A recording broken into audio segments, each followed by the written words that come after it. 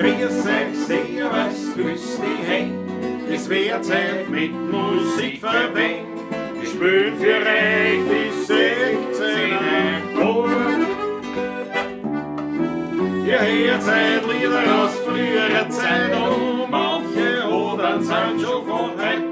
Das Wiener Lied geht sicher nicht verloren. Der Patrick spielt die Harmonika, Der Klausi zupft auf der Gitarre.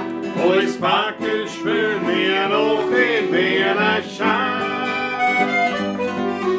Die Quetschen winkt halt super fein, Die Kontrapumpe hinten rein. und das Gesang klingt jetzt auch schon recht human. Drum, Leute, grüß euch, servus, grüß die. Es wird Zeit mit Musik verwendet. Ich spiel für euch die 16er Chor. Ihr hört Lieder aus früherer Zeit und manche oder sind schon von heute. Das Wiener Lied Der sicher nicht verloren.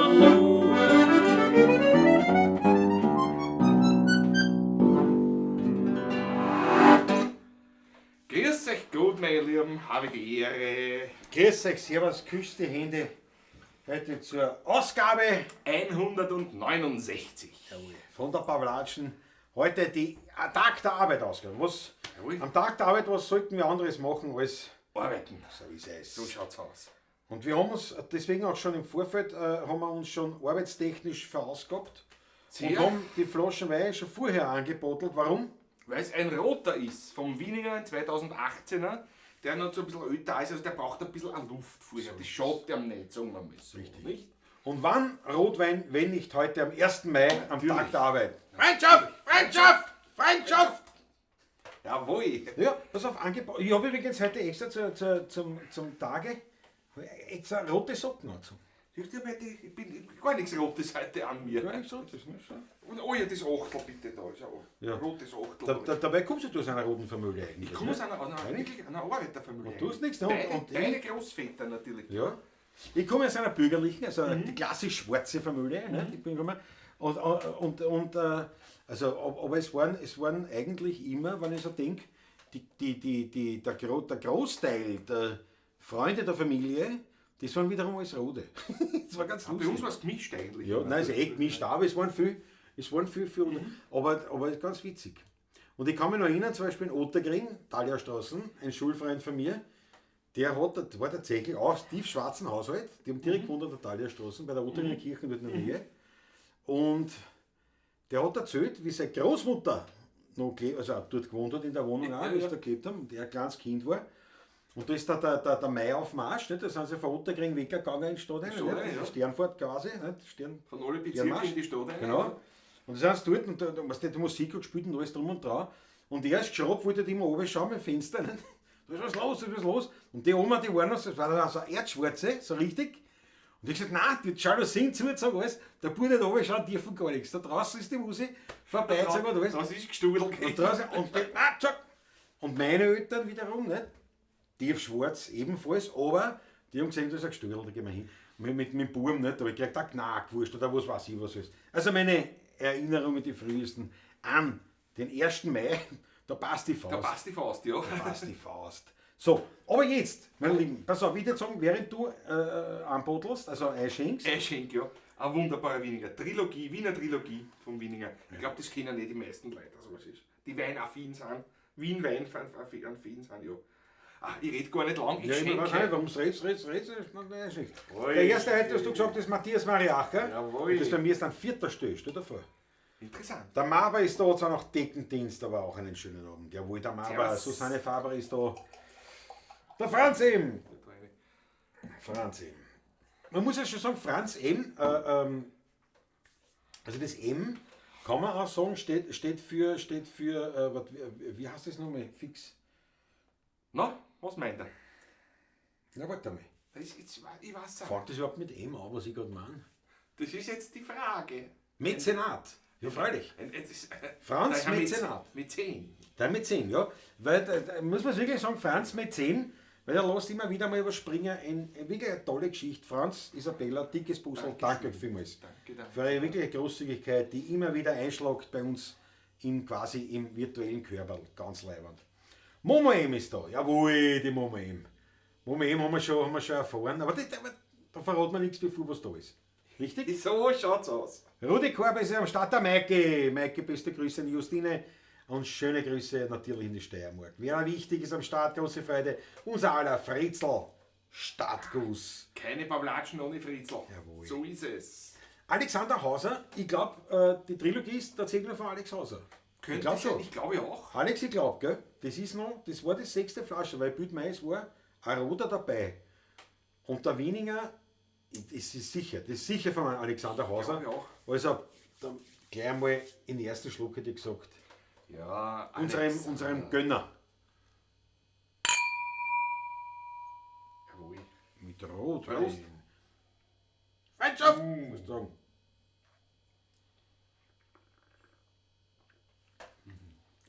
Samtig. Ah, gut. Dunkle Beeren. Kannst du jetzt nicht sagen, dass er schlecht war. Ne? Kann man nicht sagen. Aber man wollte. Gut. Sehr fruchtig. Eine eigentlich, gell? Rundheit, eine Mildheit schon. Und mit dem, dass ob der 18er ist, der ist 5 Jahre alt, aber immer noch eine Fruchtigkeit, das sondergleichen. Wahnsinnig fruchtig, gut. ja. Wahnsinn, wie ein Traumsaft. Wenn der jetzt nicht wie ein Wein herb wäre, sondern siehst, der gang durch, und was heißt Traumsaft, so ein Multivitaminsaft. Ist gut. Wirklich sehr gut. Ausgezeichnet. Wirklich sehr gut. Wahnsinn. Grüße vom Niederrhein. Ich freue mich auf schöne Melodien. Karl H. Grüß dich gut, servus. Servus. Thomas Faber ist am Start. Sophie ist live. Schau. Jawohl. Die Karte. Ich bin Account vom Techtel. Und für die Karte, passt auf, Sophie ist live. Sophie ist live ist eigentlich meine Großnichte. Aber die Karte, die da geschrieben hat, das ist quasi meine angeheiratete Nichte. Wie sagt man das? Sagt man dann Schwiegernichte? Nein, sagt man Ich nicht. weiß Ne? gar nicht. So, ist ja wurscht die ist ja wurscht die Nichte halt. Die Nichte reicht. ne? Und die hat, und die, pass auf, aber man, nur das muss man schon sagen, die hat jetzt eine Prüfung gehabt zum, das weiß ich nicht mehr. Ich glaube Pflegeassistenz, so irgendwas, irgend so eine Prüfung, so quasi ein Pfleger, der aber auch Blut annehmen darf. Weißt du, wie ich als Leid das halt ausdrücke. Und mein Katerl, die hat das gemacht, mit Auszeichnung hat sie diese Prüfung Ja, das- bestanden. Daher möchte ich euch bitten, für meine Karte. Für meine Karte eine organrote Achteln eine hauen, weil eine stolze Leistung, die Das ganze ist Familie würdig. ist sehr stolz auf die Karte. Haut's mir eine bitte, rote Achteln für eine Auszeichnung, weil man, gut, ich habe da keine Auszeichnung. Also ich Prüfungen bestanden. Also bestanden. Ja, aber mehr schon nicht. Ja. Oder teilgenommen. Ja, teilgenommen, ja genau. Aber also da sind wir wirklich stolz. Daher danke schön gleich mal für eine ordentliche Würdigung. Der Michael Unger ist am Start, Daniel Schlögl, unsere Brentsche besser. Einen wunderschönen Abend an alle, die Pavlatscher als krönenden Abschluss eines tollen Tages. Na, das freut mich. Das freut mich doppelt, weil nämlich das heißt, du hast einen leibenden Tag gehabt und hast das noch als krönenden Abschluss. Na, das Super, taugt. was gibt's Besseres? Jawohl, endlich wieder Pavlatschenzeit. Schönen guten Abend in der Runde. Mir stehst schon wieder auf heute. Markus Pristonik. Das wollte ich nicht minderwerten. Hast du auch Wer- ein Krautfleisch gegessen? Nein, aber Ich werde ja Krautfleisch gekocht, nämlich herrlich. Also nicht schlecht. gestern nicht habe ich es gekocht und schlecht. gestern schon fleißig Nein, eingeworfen. nein. Ich war heute international unterwegs, ich habe einen Döner reingehauen. Döner, ja. Nein, weil ich war heute den ganzen Tag unterwegs und nichts gegessen und jetzt dann vor der Pavlatsche habe ich gedacht, der Unterlag brauchst du schon. Bislang, ja. Aber ich einen Döner rein. Aber einen sehr gut, muss ich dazu sagen. Sehr Da gut, wurde in- mir empfohlen. Da, in der Gegend? Ja, in der Gegend. Ah, Wurde mir gut empfohlen zu von einem wissen. Freund. Und die machen das mit eigenem Fleisch. Super. Selbst Haben wir gesteckte eigene Spießen Fleisch, und das sowieso. Und die haben sogar eigene Fleischerei. Fleischstickeln und nicht nur der Faschierte. Nein, nichts verschieden. Nein. Super. Und da gehört Ja, kein Müll aber- rein. Oder man gleich erklärt, wie das gehört. Weltklasse, aber wie gesagt, ein bisschen spät und ein bisschen viel. Gut war es auch, na passt drauf. Ne? Jawohl, Spaziergang, guten Abend, wir sind zurück aus Weiereck. Jawohl. Super. Grüß euch, Freundschaft an den Hoch dem 1. Mai, Michael Kern. Freundschaft! Freundschaft! Die Freundschaft, die Freundschaft, Freundschaft. So die geht Freundschaft, das. So die geht das. Entschuldigung, ja. München ist am Start, mein Gepemperten, jawohl. Ja, super. Die Hette ist da, grüße miteinander. Grüße aus Strebersdorf, sagt der Georg Scheurer. Muss ich ein bisschen schneller jetzt einmal durchgehen. Landtagsstürmer Markus, jawohl. Freundschaft allseits, dank 1. Mai gibt es für mich heute auch keine Chorprobe, Manfred Graf. Ja, ist in der dafür ist er da, Palatschen. dafür ist er da, so geht's. Bravo. Freundschaft, Freundschaft! Die Freundschaft. Florian Lukas, jawohl. Auf die Freundschaft. Auf die Freundschaft, ja. Warum nicht? Ich meine, es ist eigentlich eher Wahnsinn, warum so eine Partei den Namen Freundschaft einhat. Das ist was Sauerei, oder? Das ist ja Aneignung. Das ist ja fast kulturelle Aneignung. Ja, eben, ne, was? Aber Das ist wahr. dürfen nicht, oder jetzt dann keine Freien sein, oder was? Ich meine, das ist ja Wahnsinn, ne? Schlimm, Skandal. Aber das war ich aber gespielt in einer Sektion von der SPÖ. Und wir spielen ja sehr oft, muss man sagen. Ne? Wirklich sagen, SPÖ sind wir sehr oft unterwegs. Klar, es sind natürlich vom Publikum ja viele Wiener Lied-Fans dabei. Viele Leute mittlerweile. Und sehr Wiener Da gibt's nichts. und auch sehr liebe Leute, alles durch die Bank. Und wir kommen da rein, ich weiß nicht, es war Sektion im 15. oder wo, glaube ich. Wir gehen da so runter, nicht? Also in dieses Souterrain-Lokal. Und wirklich, und wie es gehört, so die ersten singen uns, ja, 16 Mal Freundschaft, und der Party, wie es gewohnt ist. Grüß Gott, grüß Gott. Grüß Gott. Nicht ja, wie es gewohnt, lustig, ne? Ja. Eigentlich. Ne? Wobei meine Großväter auch immer Grüß Gott oder Christi Servus gesagt haben. Ja, nein, wie gesagt, das ist ja, aber es ist halt natürlich, ja. Heute werden es ein paar rote Gespritzte werden bei uns, Spaziergang, bravo. Habe Florian Lukas jetzt schon gesagt, Servus? Ja. Ich glaube schon, habe ich schon gesagt. Ne? Servus. Mega Alexander Hauser. Ich liebe euch, sagt der Franz Gmeller. Jawohl. Franz Gmeller. Schau, der Fritzl, bin auch schon 44 Jahre in der Gewerkschaft. Jawohl. Freundschaft, Fritzl, Freundschaft! Ja.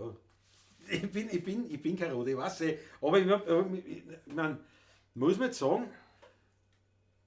im Freundeskreis, Bekanntenkreis seit meiner Jugend, also ich bin jetzt nicht im roten Milieu aufgewachsen, weil ich ja logischerweise immer so einen schwarzen und auch mit viel in der Jugendschau und so. Natürlich also jetzt viel auch mit Schwarz, aber. Ich wollte jetzt gerade sagen, bei uns war es aber so, das war zwar eine rote Familie, aber beide Großväter waren Kirchengänger und so. Also wirklich, war lustig, ja. Ja, das haben wir ministrieren können. Das war ja alles damals. Siehst du, und ich hab nicht ministriert. Das war eine andere lustigerweise. Zeit damals Ja. eigentlich noch. Das, Ja. ja. Ich hab nicht ministriert. Weil ich mir das auch gut, die haben gesagt, na ja gut, du hast ministriert, dann muss ich die Messe Das war kommen. nicht immer mit Kirchen, Mit aber der an den Frage. hohen Feiertagen. Ja, waren's, okay, ja. Das war, Ja. Na, ich, also das war nicht kein Ausschluss für sie. Also, ich hab das bei mir in der Familie. Bei Ministrieren hab ich das ausgelassen, die haben gesagt, da muss ich da früh der Ich Messe. habe das auch auslassen, weil das am Wochenende eben so wird. War immer so fix verplant, meistens mit Steiermark Ausflügen oder Ausflüge nach Untertuinerbach. Da war ich nicht so. Also, Ja. der Schiller hätte mich gern gehabt mit vorher. Ja, Bravensee. Ich habe es auch nicht gefragt, weil ich gesagt, Jungschau und katholische Jugend war ja auch, weiß nicht. Aber wie gesagt, es waren ja sehr viel einfach Bekannten oder Freundeskreis, war nicht mehr, weiß nicht. Und das war schon immer, ja, da sind wir halt dort, das ist ja wurscht, wir waren dort dabei, waren wir da dabei, wo der Gestudel war, waren wir dabei. Schau, das sind die Achtel für die Karte, jawohl. Ja, mein lieber Klaus, ich bin Pflegeassistentin. Hab ich mir das gemerkt, Pflegeassistentin? Das ist so narrisch, das Hirn flackert auf heute. Das ist toll, das gefällt mir. Ja, was denn? Schon wieder 14 Jahre. Du, alle Klassik selbst miteinander, das schaut mir aber nicht aus wie Rotweingläser. Du, ich mag die Rotweinglasen, diese bauchigen, Ich mag die mag es nicht. auch nicht, sind unpraktisch. Also, Nein, ich mag es nicht. Ich find, das schaut noch nicht, da hast du ein Achtel drin, das schaut aus, wie wenn es dreckig geworden ist, das Glas, sonst gar nichts. Da ist ja nichts, nein, ich habe lieber normale Glaseln. Aber gut beobachtet, Agri-Glastik, gut beobachtet. Dann Trägers hat die Achteln eine, jawohl. Franz M. Servus an alle vom Taschler. Rudi Pristonix Alexander, die mal gepemperten, jawohl. Der Papa 01 ist dabei. jawohl. Krautfleisch, ein Döner macht schöner Spaziergang. Was sagt die Sophie? Spült uns zum heutigen besonderen Tag das Vogel am Baum, Kathi und Sophie. Na, machen wir euch das selbstverständlich. Jawohl. Die Waldgeht. Andreas Christina, jawohl. Rote Falken, Agri-Gastik, warst du bei den roten Falken, ja? Die Leute haben zu wenig Geld, Rudi Korbis. Ja, das passt heute auch gut. Liebe Freunde, es ist nicht so spät, um Sozialismus beizutragen. Naja, wie gesagt, Ich werde bei keiner Partei Mitglied werden. so ganz überzeugen lasse ich mich nicht. Aber wie gesagt, es ist politisch, nicht? Von den Leuten. Und ich meine, eins ist schon, bin ich schon drauf gekommen, auch heutzutage in Gesprächen mit ich sage jetzt einmal, wie soll man das sagen?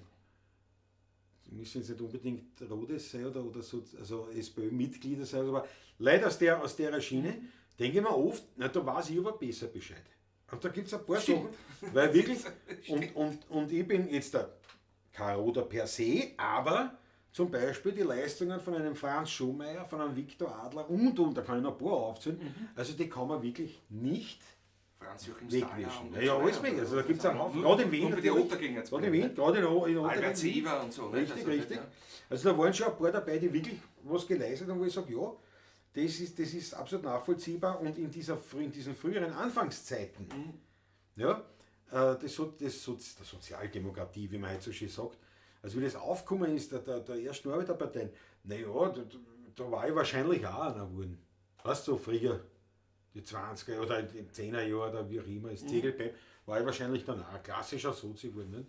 Aber das ist, aber was mich halt heute stört, also da gibt es sehr, sehr viel, und das wissen zum Beispiel viel von Jüngeren gar nicht einmal so diese Leistungen von denen, und gleichzeitig, aber wissen immer irrsinnig viel Blödsinn über alles, was gegen die Roten ist. Also sprich der klassische Klassenkampf. Das stört mich, also das hat mich immer sehr abgeschreckt. Auch früher schon, bei den meisten Haberer war das eigentlich kein Thema. Weil da hat man gesagt, der eine sieht das so, der andere sieht so, ja passt, super, gehen wir was trinken. Ja, genau.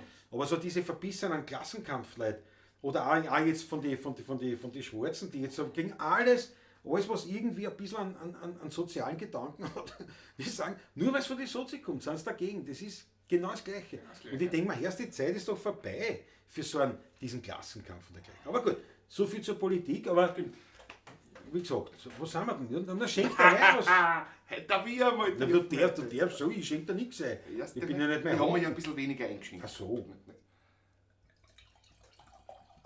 Ja, wenn schon dabei bist. So. Wenn schon dabei bist. Die nimmst klar, keine Rotweinflecken machen da. Ja. Also Michael Kern, Bitteschön. danke dir schön. Ein Hoch auf deinen Missionarentum. Aber du wirst uns nicht dazu bringen. Aber wichtig ist, dass man dazu. Schau, die Christine Ringler ist wieder dabei. Jawohl, Christine, servus. Grüß aus der Schweiz, T-Shirt ist angekommen, Dankeschön. Dampfhammer 57, Weltklasse. Können wir vielleicht einmal das. Ja, Das müssen wir so heimlich trinken. So ganz offiziell, Leute. Was heißt offiziell? Können wir trinken. Wann Ich trinkst du nicht trinke heimlich? immer so heimlich ohne Ausstessen. Ne?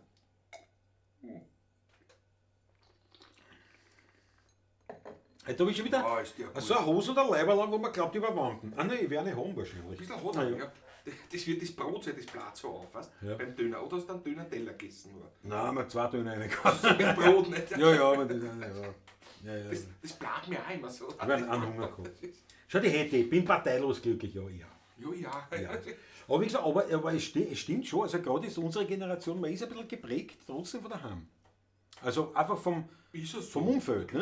Ja, klar. Und ich war jetzt, ich meine, ja, meine Eltern waren es nie. Das heißt so erzschwarze Ding, wie gesagt, das so wie die Großmutter von meinem Freund. Ja, Das war nicht, ich war nicht mehr dabei und wie gesagt, das, aber man hat ja diese Prägung ein bisschen, wir sind die, das sind die. Meine Mutter hat zum Beispiel immer gesagt, obwohl sie eher sehr konservativer ist, grundsätzlich, zu den Pfaderer, also die Pfadfinder, hat sie gesagt, ja, das taugt mir nicht, wenn du dort hingangst, hätte mir auch lassen, wenn ich wollte, wohin hätte, weil das so mit den kurzen Lederhosen und so, aber das hat, obwohl ich Lederhosen, aber das Pfadfinder hat, hätte ich auch dürfen. da hat es ein bisschen ein Ding gehabt irgendwie. Waren sogar von- zwei von- Schulkollegen von mir und von mir viel. Und dann habe ich gesagt, nein, war aber wieder das gleiche gewesen wie bei der Jungschau gewesen. Genau das Ja, Gleiche. nein, ich war Bei den viel- roten Folgen, da war das ganze Wochenende war verplant gewesen. Da habe ich aber schon andere Dinge viel gehabt, immer wie das interessant war. Ja. Sobald ich in der Volksschule war quasi. Und dadurch hat sich da weder die eine Seite noch die andere ergeben. Ja, war bei mir auch nicht, weil wir ja am Wochenende auch immer im Großelternhaus in Neunkirchen in Niederösterreich waren. Dadurch habe ich nicht den Bedarf gehabt. Also ich bin auch bis heute parteilos, überglücklich, auch wenn manchmal das Parteibuch, egal welches, wo du dort bist, jeweils, fällt. Aber mir fällt es lieber als Ich los. sage das auch. Ganz ehrlich. Der Gruß Freundschaft hat sich als Gegenbewegung eines gewissen Grußes 1938 entwickelt. Das hat es schon früher gegeben, Daniela. Das ist schon viel länger. Daniela, Freundschaft war doch viel früher als Ja. als der römische Gruß der Deutschen. Ja. Oder wie man das jetzt umschreiben kann. Man weiß ja nicht, ob dann YouTube kürzt, gell, wenn du das aussprichst. Aber den hat es so viel früher gegeben. Freundschaft ist viel älter. Weit geht gut, dass Sanitmutze da sind. Das glaube ich auch. Das glaube ich auch. Da wir heute das Vogel am Baum ja sowieso spielen schon. Oder? Richtig, richtig. Jawohl, natürlich für Sanni und Mutzi auch natürlich gleich. Ja, klar. Du sollst mal etwas spielen. Ja, ich bin jetzt schon am Ende der Ding. Wir reden da so Ja. vor uns hin, das ist zwar nicht uninteressant, aber wir reden fast eine Dreiviertelstunde schon. Jetzt weißt du, Jesus, wir haben auch Nummer gespielt. Was heißt eine Dreiviertelstunde? Das ist 20:35 da hier. Also 35 ist jetzt. Ja, was hast du leicht geglaubt? Gefühlsmäßig habe ich geglaubt, Ja, das ist okay. schon eine. Wo schaut die Wildcat? 1.4. starb Schwiegerpapa Pauli, genau, das weiß ich noch. 20.4. März, 24. starb ein Freund und als das nicht hart genug wäre, starb Schwiegermama Giese am 29.4. in unseren Namen.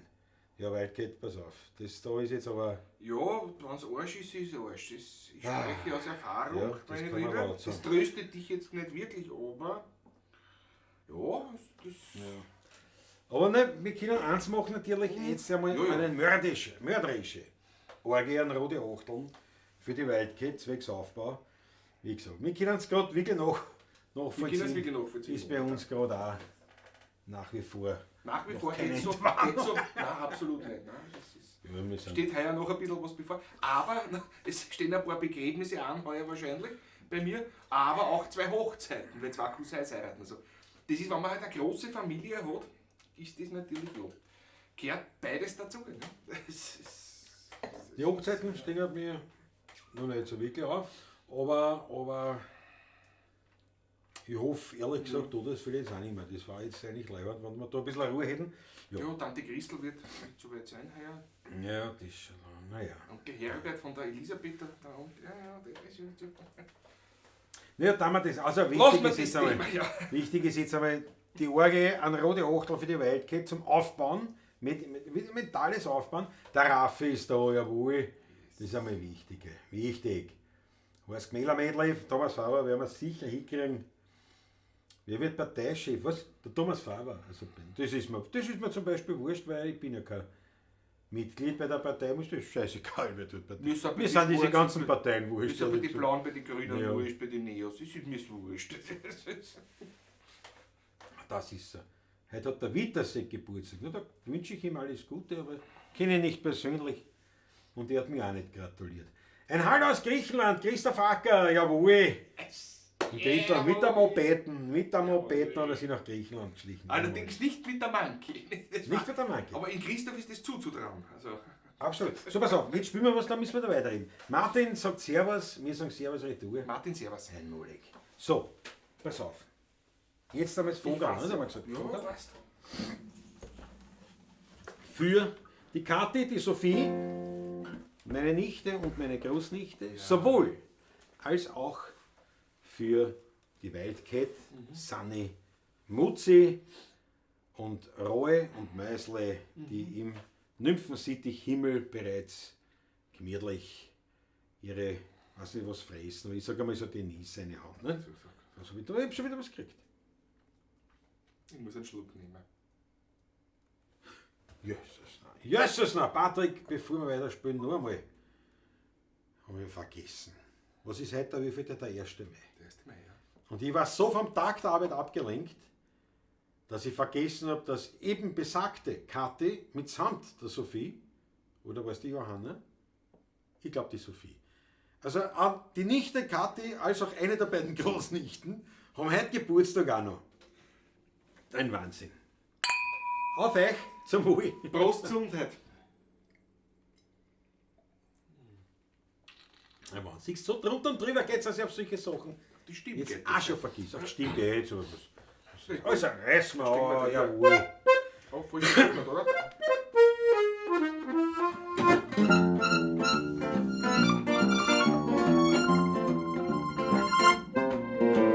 Ich sitz auf der Wiesen, ein Großhalb die Bock sind zerrissen, ich find nix dabei. Ein Schmetterling fliegt mir und Nasen herum, ein Fink frisst ein Fliegen, aber ich pfeife nicht drum. An der Arbeit denk ich nicht einmal mehr im Traum, ich fühl mich so frei wie ein Vogel am Bahn.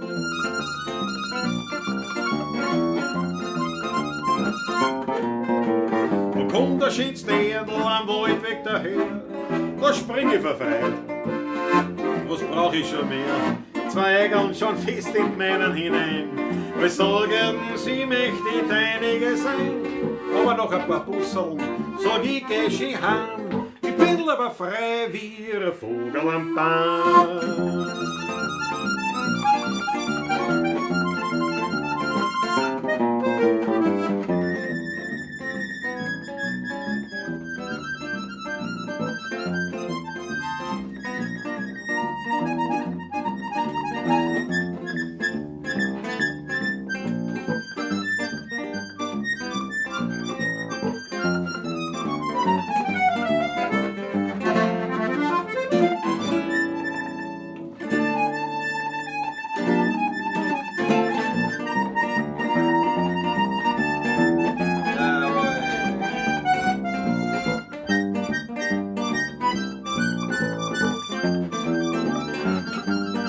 Und steht eines Tages der Winter vor mir, sagt Glaset und Gana, gehänge da zu mir. Da mach ich noch einmal die Augen fest zu, sich wieder vor mir die schöne Natur, denn draußen im Grünen, da war ich daheim, da hab ich mich gefühlt wie ein Vogel am Baum.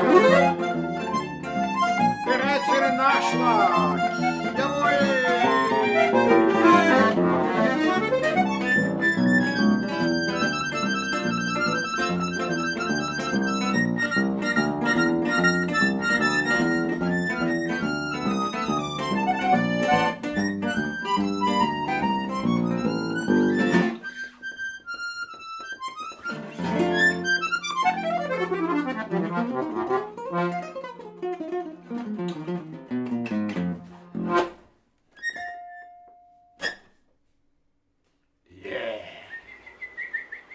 Hätte ich mich bald selber überholt hätte beim Solo. Ja, nein, doch, habe ich die Ehre jetzt, der zwitschert dahin, der geht schon. zwitschert dahin, einmalig. Ja, gute Ideen. Ich gefällt jetzt auch die Achteln von rein. Die Achteln Das von ist da rein. rot am Bildschirm. Ja.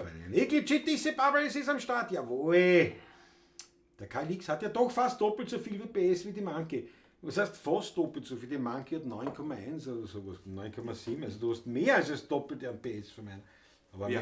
mein Scheißerl. Die K-Lix vom Ackerl. Also vom Axel. Also, ja, bevor wir. Und das passt ja auch jetzt rein, zeige ich sofort ein paar Bilder von meinem Scheißerl, Da muss wie ich sein, sie nenne. unbedingt, ja. Zumal passt, weil ist ja auch rot. Ist ja auch in rot. Bitte, der Tank ist weiß, aber. Ja, nee, aber die Und viel Chrom hat es, viel Chrom hat's auch, muss man sagen, ja.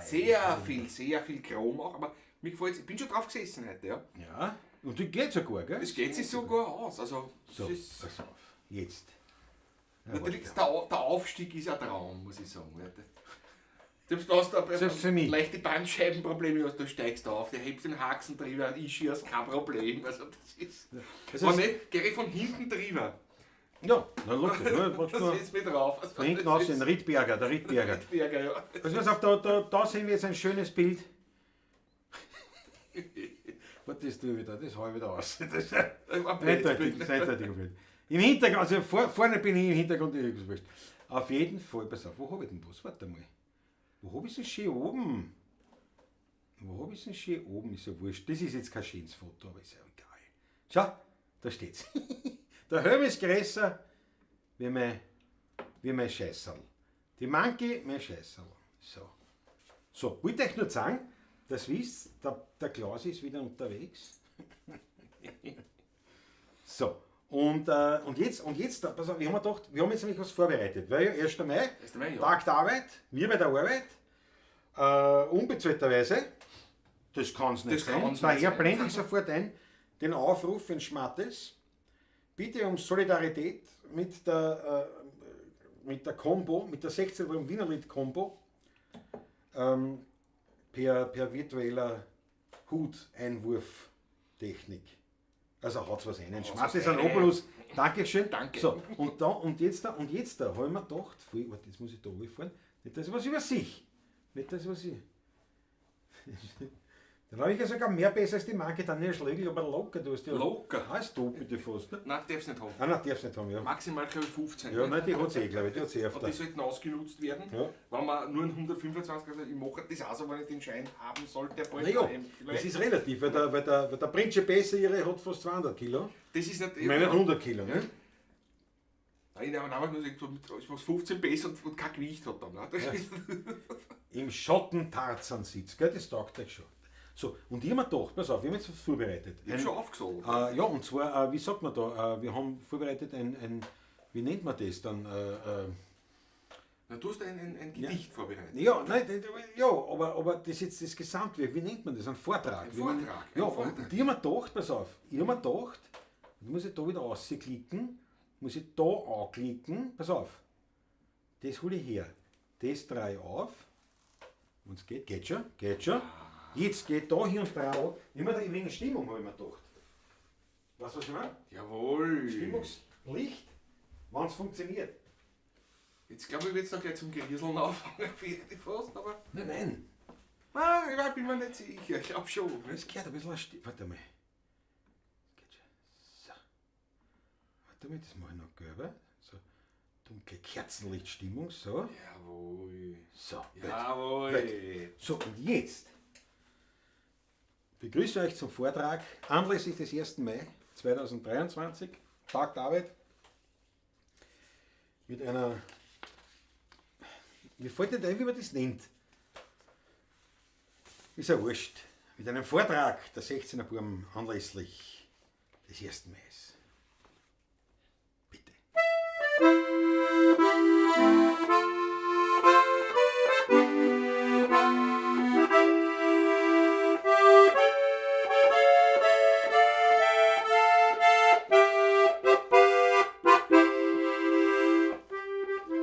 Die Arbeit ist herrlich, die Arbeit ist schön, die Arbeit, die kann nur ein Wiener verstehen. Drum geht ein Problem mir nie aus dem Sinn und dieses Problem ist die Arbeit in Wien. Ich will nicht begräteln, nicht politisieren, nicht klagen, nicht fragen, nicht realisieren, ich will nur berechnen, ganz einfach und klar, wie lange der Wiener so arbeitet im Jahr.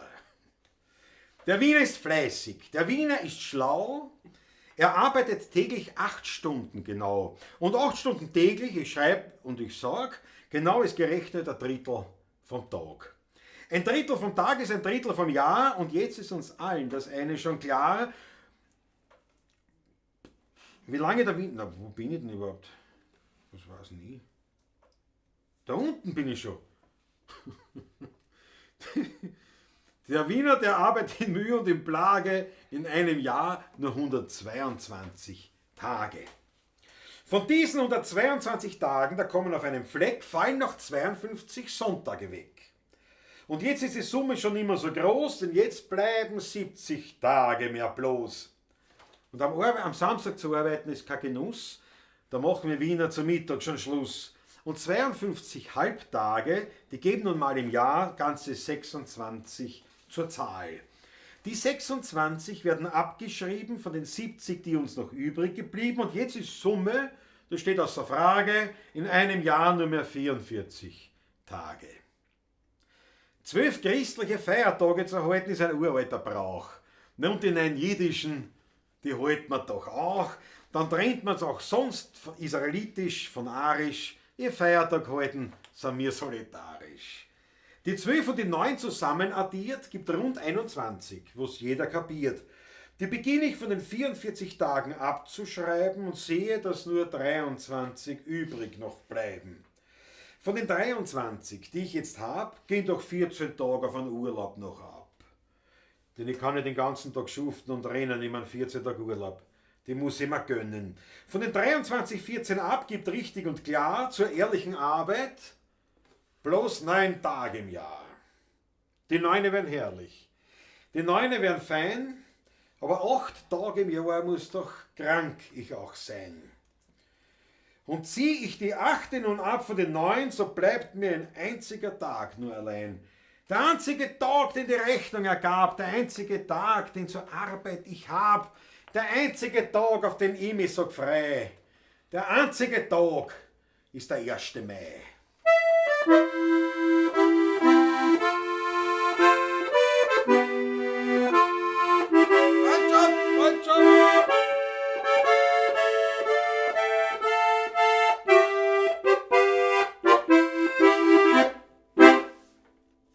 Danke für die Verbeugung.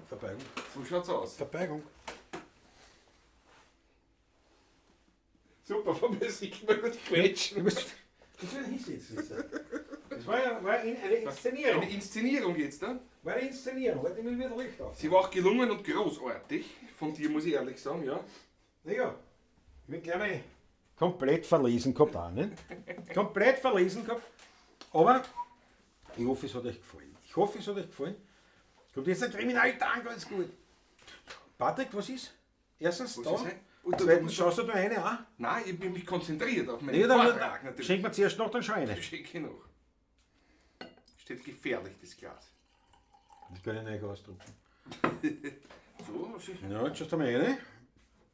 Was ist denn leicht? Was ist denn leicht? Jesus Maria, Wildcat. Weilkeit 5 €.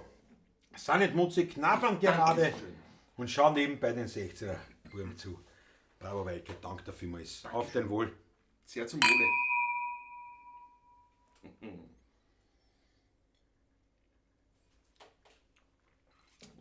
So. Was haben wir denn? Eine Festrede. Ja, Festrede, das war auch was.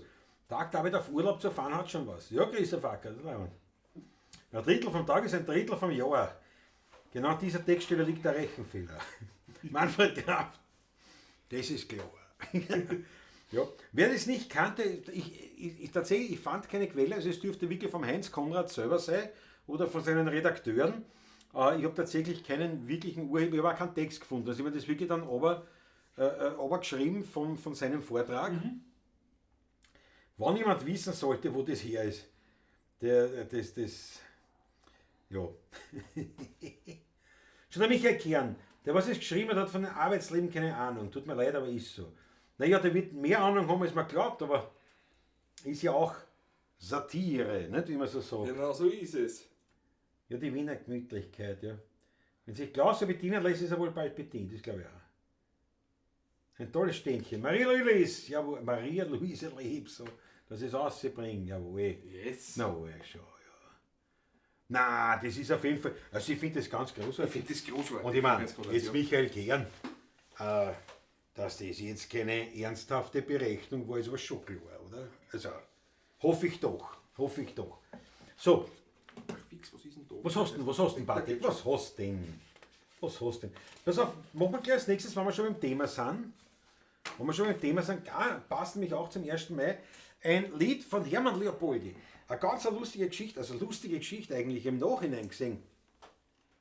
Der Hermann Leopoldi hat es zwar leider ins KZ Buchenwald geschafft, aber, also unabsichtlich, aber zum Glück hat er es auch noch geschafft, also noch wirklich Wo rechtzeitig. Freunde haben gut gezahlt. Ja, Dann die Helle nicht. genau. Damals schon, ja. Also sie haben ihn wirklich noch frei bekommen, bekommen, was ja. wirklich schon damals ein Kunststück war, weil wenn du im KZ gewesen bist, dann war es ziemlich. Und der Hermann Leopoldi hatte das Glück, ist rausgekommen und ist emigriert nach Amerika.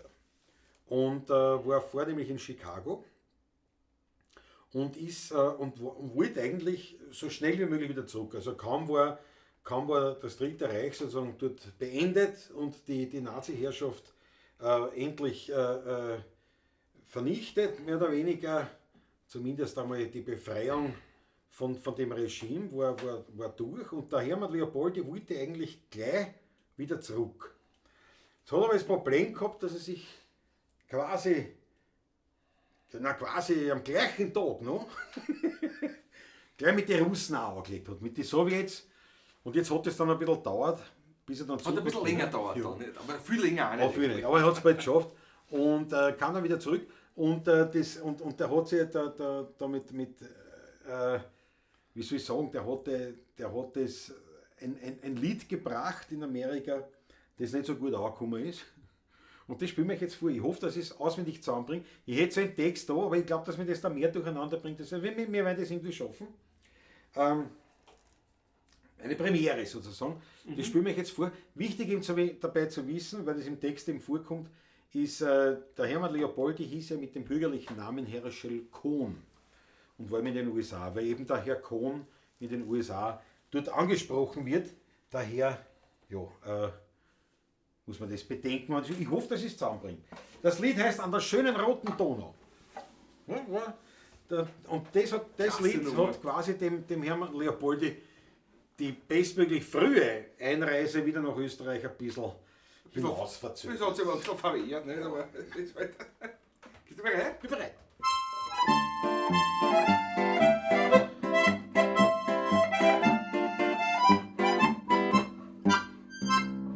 Mutterl, guck beim Fenster raus, uns beherrscht ein neuer Geist. Geh schau nach, was Gschamsterdiner in der Russensprache heißt. Jetzt kann man kein genieren, Freiheit ist ein schönes Wort. Und das Bild von unserem Vierer schmeißen wir in einen gewissen Ort. Jetzt sind wiederum die fashionechten rechten Wiener da. Und drum schick man an Depeschen an Herrn Kohn in der USA. An der schönen roten Donau wohnt jetzt wiederum das Glück. Und im Prater blühen die Bäume, sag's Herr Kohn, wann kommen's zurück? An der schönen roten Donau herrscht jetzt wieder Lust und Scherz. Wir haben schließlich keinen Charakter, doch wir haben ein goldenes Herz. Dolie, ausse mit die tiefen Ding. Dolie, nur auf in die He.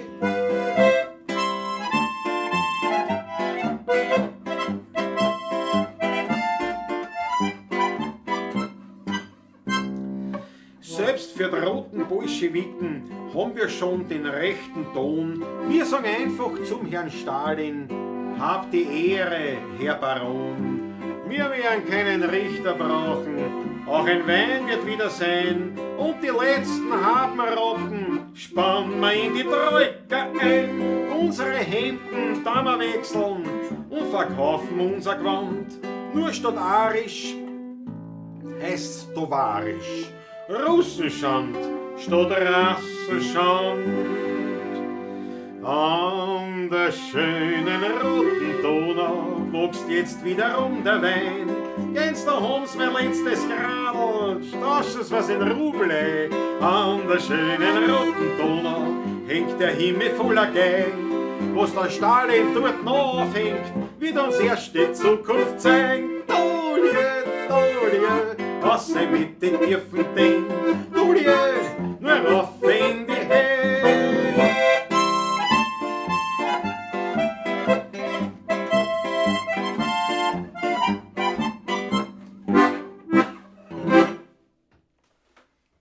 Jawohl. Klasse Nummer. Hermann, ich Hermann find schon. Leopoldi. Ich habe die Nummer zum ersten Mal gehört auf der Schallplatten. Hermann Leopoldi in Amerika. In Amerika. Da habe ich es kennengelernt, ja. Ganz genau. Ja, eigentlich, ja. Ist ja. Ist ja sonst, das war eine Live-Aufnahme irgendwo in. Das ist ein Shellac eigentlich, die Aufnahme. Gewesen, genau. Woanders gibt es ja gar nicht. Irgendwo in Chicago aufgenommen oder New York, aber ich glaube eher Chicago. Das hat ihm das dann nicht wirklich gut eingebracht. Ja. Was haben wir da? Urheber war ein gewisser Oskar Kanitz, sagt der Manfred Kraft. Interessant, gut. Wirklich wahr? Das muss ich mal. Woher weißt du das, Manfred? Das muss man gleich aufschreiben. Wie hast du das Oskar rausgefunden? Kanitz. Wie hast du das rausgefunden? Ich habe das nicht gefunden. Und weißt du vielleicht, wie das Gedicht heißt? Nein, gell? Oskar. Das kann ich nie lesen, was ich da schreibe. Kanitz. So Sie schreiben? Nein. Meine Schrift kann man lesen. Ja. Jawohl. Ja, danke Manfred Six, das ist halt. Das sind die. Arbeit macht das Leben süß, aber zu viel Süßigkeiten ist ungesund. Richtig. Vollkommen Ja, richtig. ich habe jetzt immer gelesen, Arbeit macht das Leben süß, aber sauer macht lustig. Habe ich auch nicht lieb. Das war gut. Das war gut. Gefällt mir schon wieder. Das Das war gefällt mir lustig. sehr gut. Hat, Ja. hat mir auch gefallen, ja? Gefällt mir sehr. Hat mir auch gefallen, ja? Was haben wir da? Das nächste Mal muss eine Triggerwarnung aussprechen. Ja, nein, das. Nein, ich arbeite zum Beispiel gar nichts. Arbeit muss Spaß machen. Michael Kern, ja, aber wer weiß, wer das alle versteht, ja. Aber Michael Kern, versteht, ist ich verstehe schon, was du meinst. Ich verstehe schon, was du meinst, aber wenn ich nach dem gehe, dann darf ich gar nichts. Was weiß ich, wer was wie versteht. Wenn die Leute keine Bildung hätten, was soll ich machen? Das ist halt, ja. Kann ich nichts Und heute ist bald Sozi-Weihnachten. Das ist halt auch echt wichtig. Was ist Sozi-Weihnachten? Heute ist halt. Ich lese bald. Heute ist Sozi-Weihnachten. Naja, der 1. Mai, das ist der höchste Feiertag. Das ist klar. das ist wichtig für viele Menschen. Ja, Michael Kern, nur da muss ich dann schon ehrlich sagen, Den Humor sollte man da. na, erstens das und dann müsste man das natürlich auf andere Seiten auch ziehen. Und wenn ich mir denke, was für Verarschungen Weihnachten, weil du das jetzt schreibst, erleben muss, gerade aus der Seite der Genossen. Und das verstehe ich aber gar nicht. dann muss ich sagen, das vorsichtig. heilige Fest bei uns. Ja, nein, da muss ich sagen, Vorsicht. Das ist, wie man es dreht und wendet. In dem Moment, wo man es ernst nimmt, wird es ideologisch und wird schon Streiterei. Siehst du? Also Unmöglich. einfach entspannt bleiben, das ist. Und ich meine, Arbeit in Wien, Oskar kann es laut einer Sendung von Radio Wienerlied. Schau, der hat das gewusst. Der Erich hat es Der gewusst. Erich. Sehr Arbeit in Wien, ne? Sehr gut. Ich habe noch mitgekriegt, das dürfte auch mal vertont worden sein. Weil das habe ich mal gesehen auf YouTube bei einer Peter Alexander Show. Der Text, zumindest fast im Original vertont. Aber der Text, also ja. Aber danke, Manfred Kraft, Weltklasse. So, und jetzt da, was haben wir da? Titel Die Arbeit in Wien, sagt Andreas auch, schau. Okay. Heißt halt so, ja, mich halt gern. Aber da bin ich da echt dankbar, weil das habe ich nicht gewusst. Das habe ich auch nicht gewusst. Das Sonst hat ich Weihnachten. nicht gewusst, obwohl ich aus einem roten Haushalt stamme. Sonst Weihnachten. Das taugt mir aber schon wieder. Das war leibend. So zu Weihnachten taugt mir schon wieder. Weltklasse. Naja, auf das trinkt man. Auf das trinkt man. Ui. Na schau, du musst. Und heute wirklich würdig mit meinem Rotwein. Du hast den Vorsprung.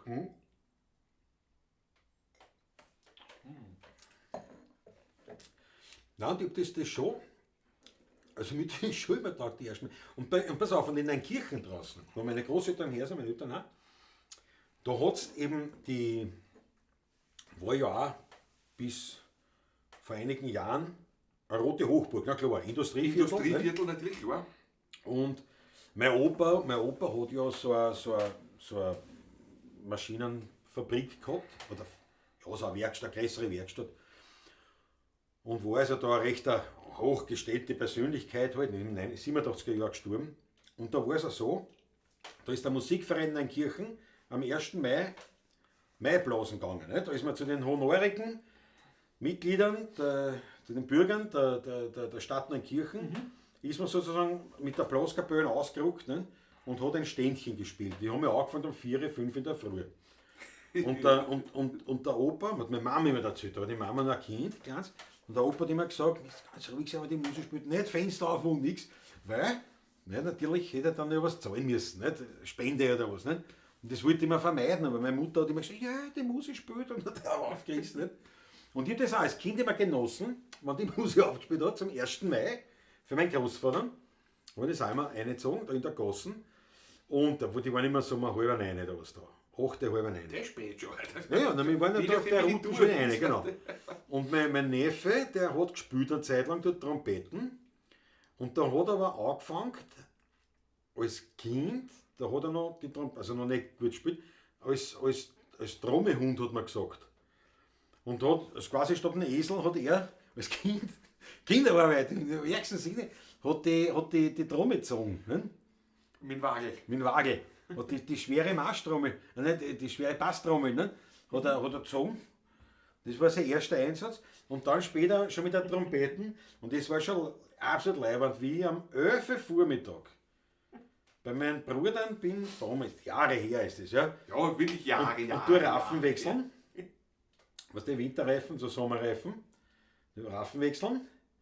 Und der Bub kommt um 11 Uhr, halb 12 Uhr. Der Bub kommt heim vom Maispielen.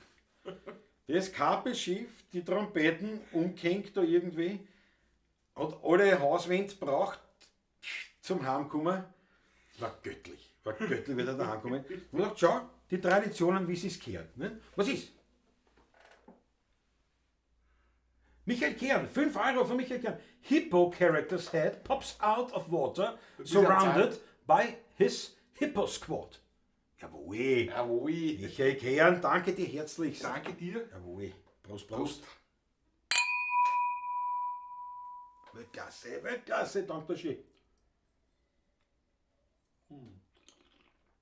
Der ist wirklich gut. Naja, das ist halt. Das reicht nicht. Der Haus hat ja nur eine Flaschen auslassen. Gut, das war Kies, noch mit einer Flasche von dem. Ja. Auf jeden Fall waren das war das auch. Das war immer der erste, ist bis heute, gibt es jetzt Maiblosen nur. Ja. Mittlerweile kommt zu uns keiner mehr, weil wir nicht so unnahrig sind, wie mein Großvater Ja, es das war. ist Aber schlecht, ne? ist ein Lied. Komponist Arthur Werau, Text Oskar Kanitz und Franz Engel. Na Alter, ihr seid ein Wahnsinn, Andreas, das ist Welt. Ja, warte mal, das schreiben wir auf. Komponist Arthur Werau. Ihr wisst das alles. Das ist interessant. Text Oskar Kanitz und Franz Engel. Wieder Engel geschrieben oder nur mit L? Engel, ja, wieder Engel. Nein, Wahnsinn. Ein Wahnsinn, ihr seid ein Hit. Bei euch lernt man echt was. Titel Die Arbeit in Wien. Das habe ich nicht gewusst. Habe ich nicht gewusst. Bitte, Franz Engel. War War das ein österreichischer Komiker, Konferencier, Coupletsänger und Schauspieler. Geboren 16. September 1898, verstorben 16. Oktober 1944. Wo? KZ Auschwitz. Ne? Da haben wir es. Ja. Das war das beim Schmidhansl irgendeine Geschichte war das, da ist irgendwas so geredet worden und ich weiß nicht, irgendwas mit Wiener, da spielt man die Wiener da. Ah nein, irgendwas mit der weiß nicht, irgendein Hocher, der Goebbels oder der Göring, einer von denen war der Goebbels, glaube ich. Irgendeiner war in Wien, Ja. nicht, wie der Schmidhansl, der Alte hat ja dann schon das Café gehabt. Und die kamen ins Schmidhansl. Oder ist der Schmidhansl wo auftreten? Er ist wo auftreten, glaube Glaube ich. ich eher. Und da Der hat er. Schmidhansl ist wo auftreten. Ja. Und da hat ihm der Lied gespielt von einem Juden, was verboten war. Ne? Und da hat der Goebbels, das ist aber ein schönes Lied, das ist die kolportierte Geschichte halt. Ne? Das war aber ein schönes Lied. Ne? Und irgendwie so in die Richtung, das kenne ich gar nicht, wir haben das geschrieben. Und er sagt, das brauchen sie noch gar nicht merken, das war gut, den haben sie vergast. Irgend sowas in die Richtung. Das wird der Grünberg oder Löhner Peter oder so. Nein, irgendwas, gewesen sein, ja, glaube ich. kann eh Wahrscheinlich sein. sogar, meine. Und auf jeden Fall, Wahrscheinlich, ne? also das hat uns erzählt, die Witwe. Die Witwe vom Hans, die Vom- zweite die Frau. zweite Frau ja, von Hans. Die hat uns das erzählt. Vom Hans, Und ja. mit nur Großaufgebot an Protégés und so weiter haben sie dann quasi dem Schmidhansl vor schlimmeren Bewahrt. Dingen bewahrt dann, ja. Weil der hat ihm das dann gesagt, den brauchen sie noch gar nicht merken, es ist von einem Juden, den sie vergast haben. Ja. Irgend sowas in die Richtung. Ja. Also das war so leider, und da waren viel, gerade in die Kaffeehausliteratur sowieso und das alles, aber eben auch in der Wiener Lied Schaffensszene waren sehr, sehr viele Juden. Und da sind eben ein sehr großer Teil, der größte Teil, ist dahin gerafft worden von dem unsäglichen Regime, da was sie da brat gemacht hat. So, aber kommen wir wieder zu positiven Dingen. Also zu positiven. Hallo ihr zwei, bin ich der Badewanne, Josef Dadl, jawohl. Sehr gut, sehr schön. Christoph Wacker, bist du Hilfe? Singt sie mit in der 10 Maria im 17. Bezirk? Nein, aber das wird der Partikel sagen, weil ich muss mich ein Stück Wir werden ab Ich gleich September, wieder da. beim Stippert reüssieren. Wird man alles auf der Homepage finden, sobald wir die ganzen Termine genau haben. Einmal im Monat an einem Mittwoch, es wird der erste Mittwoch wahrscheinlich sein, im Monat sind wir beim Stippert in Otterkring. Also quasi back to the roots, wie man so sagt, kann man da sagen. Ich freue mich schon sehr drauf. Hinten im Extrazimmer, also wirklich auch zum Zuhören und als Konzert wieder gedacht. Also wird super. Ich freue mich drauf. Aber die genauen Termine sind, ich hoffe, ab nächster Woche auf der Homepage auch wieder zu finden. Ja.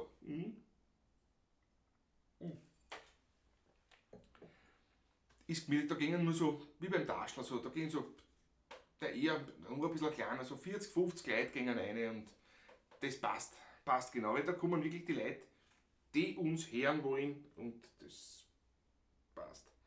Wolfgang Grohatzka ist da, grüß dich, servus. Das gefreut mich, ein ganz klasser Kollege auch, mein Lieber.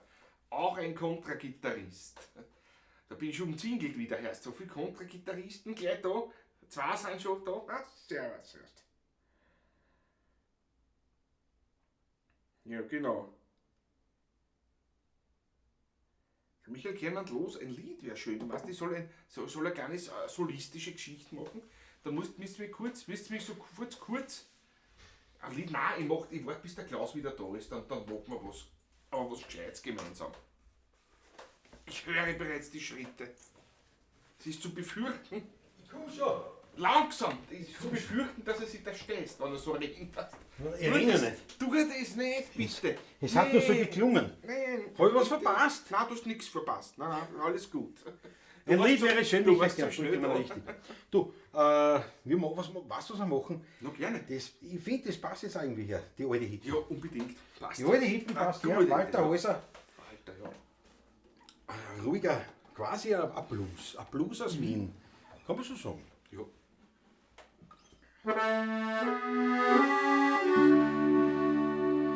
Ein ganz alte Hitten, verdeckt von der Sonne. Ein finstere Gossen, dort bin ich geboren. Der Hinterhof, da steht verlassener Bahn, nicht ein Platzerl, ein grünes, nur Stanner und Land. Dort hab ich als kleines Kind gelebt, dort war ich daheim.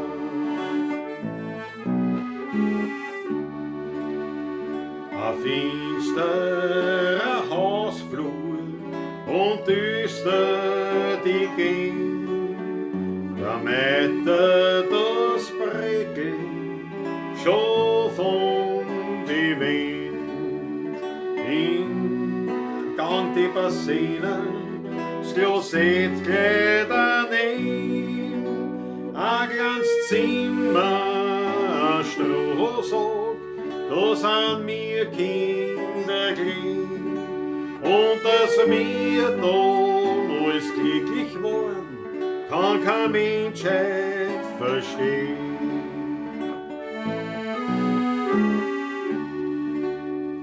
Zu der alten Hitten zieht's mich manchmal hin. Da weiß ich dann, dass ich ein Fremder dort bin.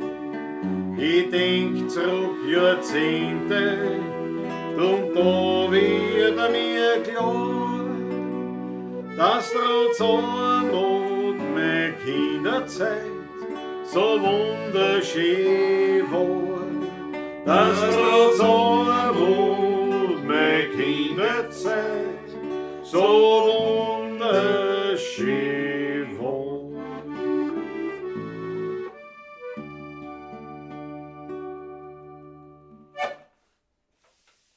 Danke, Walter Häuser. Einmalig, einmalig. Was sagt die Maggie, das Lied ist so anmutig. Für mich hat es gar etwas vom Romanik Roll oder Fiebrig. Ja, stimmt wirklich, ja. Ja. Ja. Für eine Romanik Roll ist Hab ich was anderes, habe ich nicht Walter Häuser gesagt? Hab ich was anderes gesagt? Ja. Hab ich was anderes gesagt? Walter Walter Häuser weggemeint. Weil der Andreas sagt auch Walter Häuser, der Manfred glaubt, das Lied ist doch von Walter Häuser. Hast du was anderes gesagt? Hab ich was anderes gesagt? Waren wir auch nicht auf. Ja, vielleicht, aber da muss ich was anderes gesagt haben. Aber tatsächlich habe ich Walter Häuser was gesagt. Romanik Roll passt eigentlich nicht Das ganz, habe ich weil da nicht müssen jetzt gesagt. in Moll Da laufen. muss jetzt in Moll laufen. Aber nein, stimmt. Was könnte ich gesagt haben? Das ist schon wurscht, aber ja. Schöne, ruhige Musik zum Entspannen, genau. Da muss ich irgendwas anderes gesagt haben. Ich wieder ein Blödsinn geredet. Mir fällt es nicht auf. Ja, na was hörst du zu, wenn ich rede erst? Nein, nicht mehr. Ja, warte Zeit. Zum Wohl, das haben wir wieder gut. Sag mal du. Sag mal du. Freundschaft. Freundschaft, Freundschaft.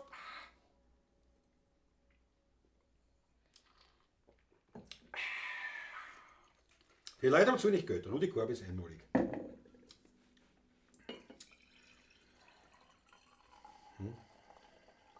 Dankeschön. Bitteschön. Das war's schon, gell, mit dem Flaschel. Dauergespiel. Ich nehme jetzt so. Nimm dein Salz. Lernst damit Deutsch. War keiner drinnen. Hatte kein Depot. Auch nicht schlecht. Auch nicht Nicht schlecht. schlecht. Machen wir eine Strophe, ja? Machen wir eine Strophe. Warte, passt nicht Wovon? Fiebrig, sondern Walter Häuser. War auf den Chat ein Kommentar. Ach so, den Chat haben wir geschrieben. Ah, okay. Ja, aufgefallen war es mir nämlich nicht, dass du gesagt hast, Häuser. Ah, Fiebrig oder was anderes. Also. Muss ich gleich schauen. Ja, na Hauptsache ich kann Blödsinn. Was Flottes spielen. Josef Tatl. Ich soll sie ins Schwitzen bringen. Ja.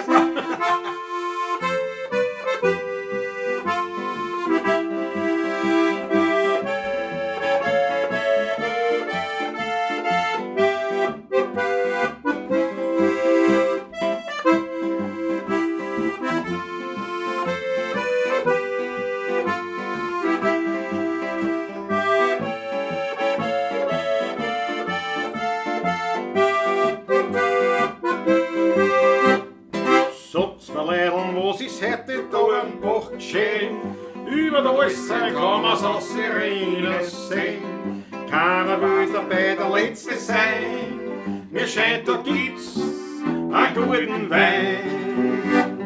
An jeden, der mir fragt, die anvertraut und sagt, der Dornbucher Pfarrer steckt aus. Da bleibt du kein Weib besser zu Haus. Da kommen's pünktlich zur 10 Mist. Auf einmal, da wissen's vom Pfarrer die Adresse. Die Frauen, die wundern sich sehr. Ja, sag, wo kommt diese Frömmigkeit her? Da plaudert der Siemandl aus. Ja, der Dornbucher Pfarrer steht aus.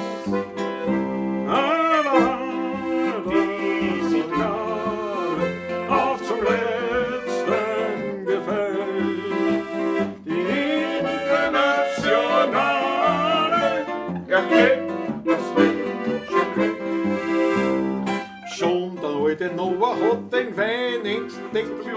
Und seit damals weiß man, was dahinter steckt.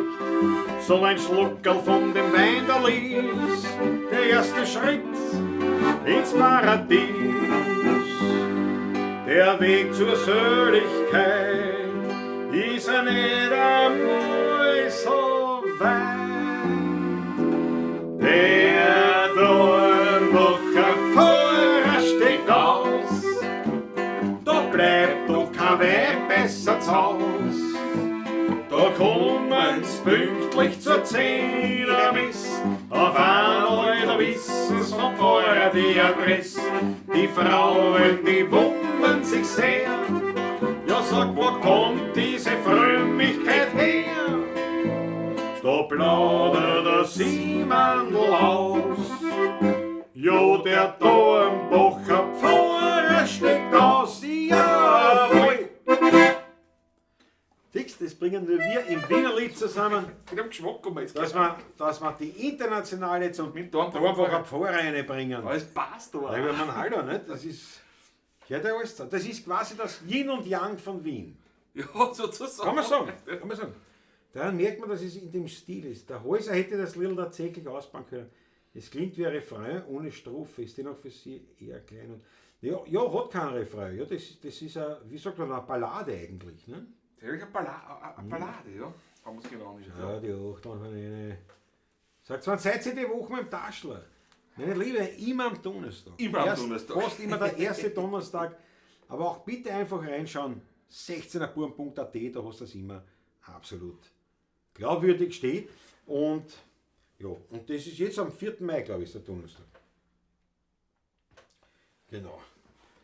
Aber jetzt, ich kriege einen Durst auf den roten, kann das sein? Jesus! Ich erhebe sofort meinen Finger.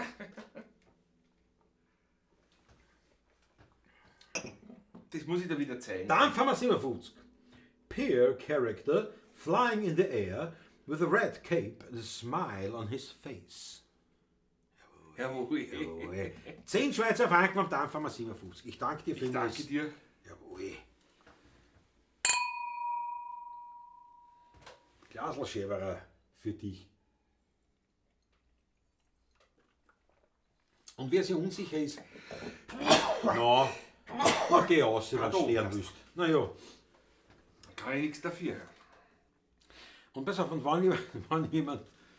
Ich freue mich selber, wenn man das so liebevoll miteinander umgehen. Ja, das ist Wahnsinn. Das hat irgendwie was. Das hat was. So eine Nestwärme eigentlich. Sag, was hast denn du da? Was denn? Also, das ist der Schädel, wenn man gerade vom liebevoll reden.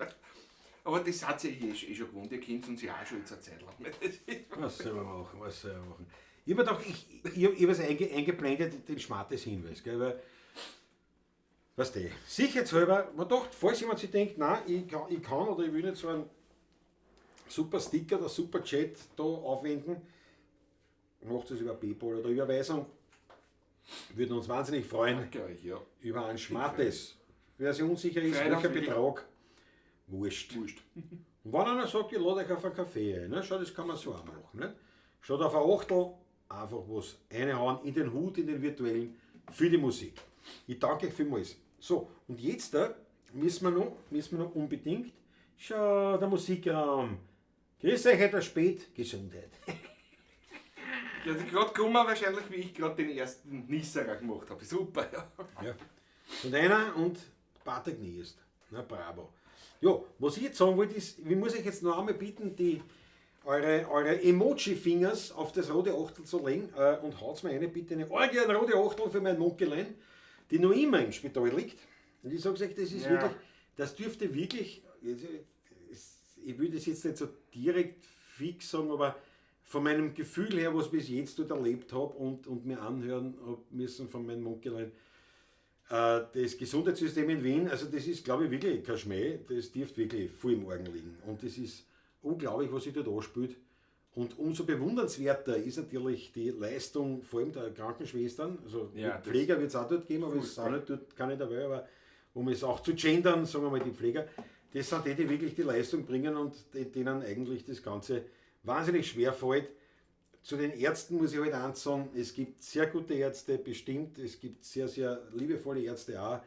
Es gibt halt leider auch zumindest Volltrotteln und ehrlich gesagt, das, was da ein paar leisten, das kann ich selber mit ein bisschen einer Google-Recherche genauso machen.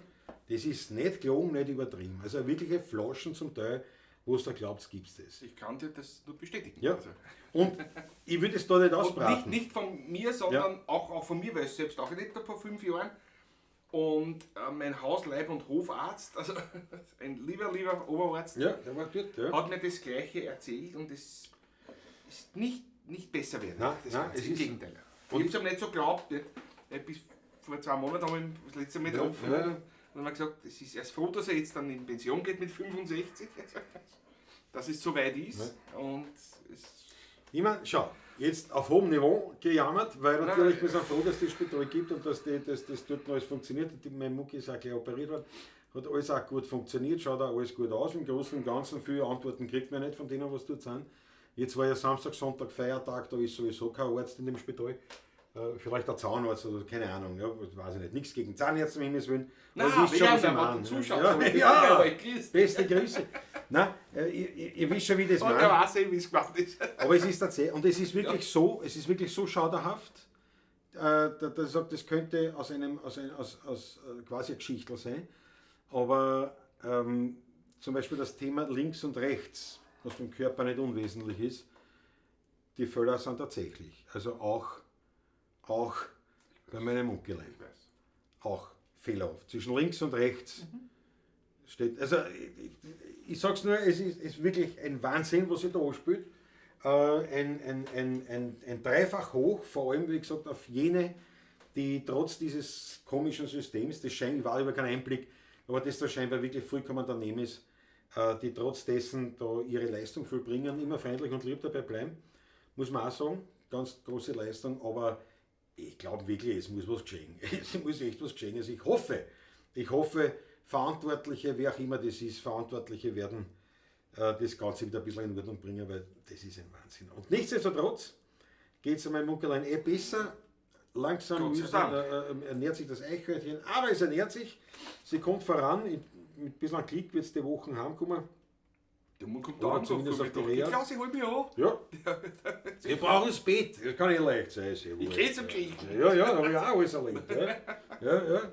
Nein, aber auf jeden Fall, danke Chef für die roten Achteln.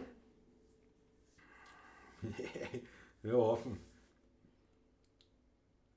Agfretis wurde in eurer Version vor ein paar Wochen sogar im ORF gespielt, wirklich?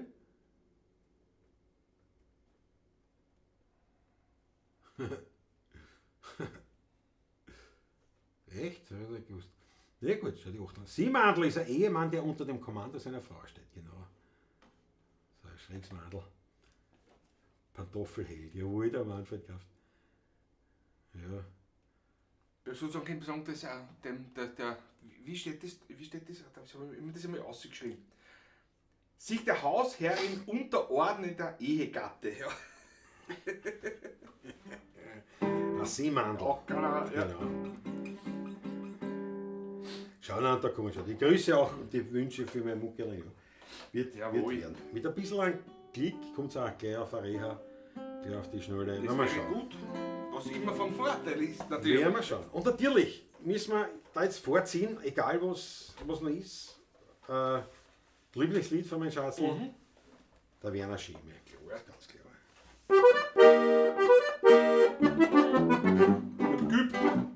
In Leibmeidlinge ganz ein kleiner Reisel, ist mit aus zum goldenen Kranz. Ein heimliches Alter wie ein Beisel, dort gibt es kein Fernsehen, kein Pflanz. Es heißt, dass die gemütliche Werner vom heutigen Tanz nichts verstehen. Und dort kann er tanzen wir jetzt lernen, nur Werner ist schon doch hochmodern. Beim Wirt zum goldenen Kranzl tanzen wir moderner Tanzel. Das kennen die alten Leute, uns passt die neue Zeit. Man ist im 7. Himmel, tanzt man den neuen Schimmel. Der ist, das ist kein Pflanz, was soll den Tanz?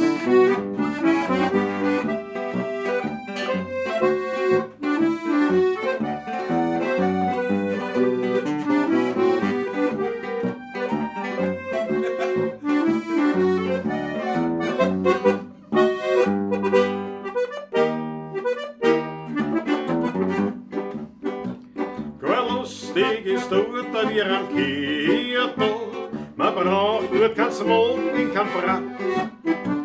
Man tanzt ohne Rock und mit Vierter. Man braucht keine Stiefeln aus Lack. Die Köchin, die Blade Diana, tanzt da wie ein Rischfisch voll Hammer. Wie ein Würstel unter mein Gran.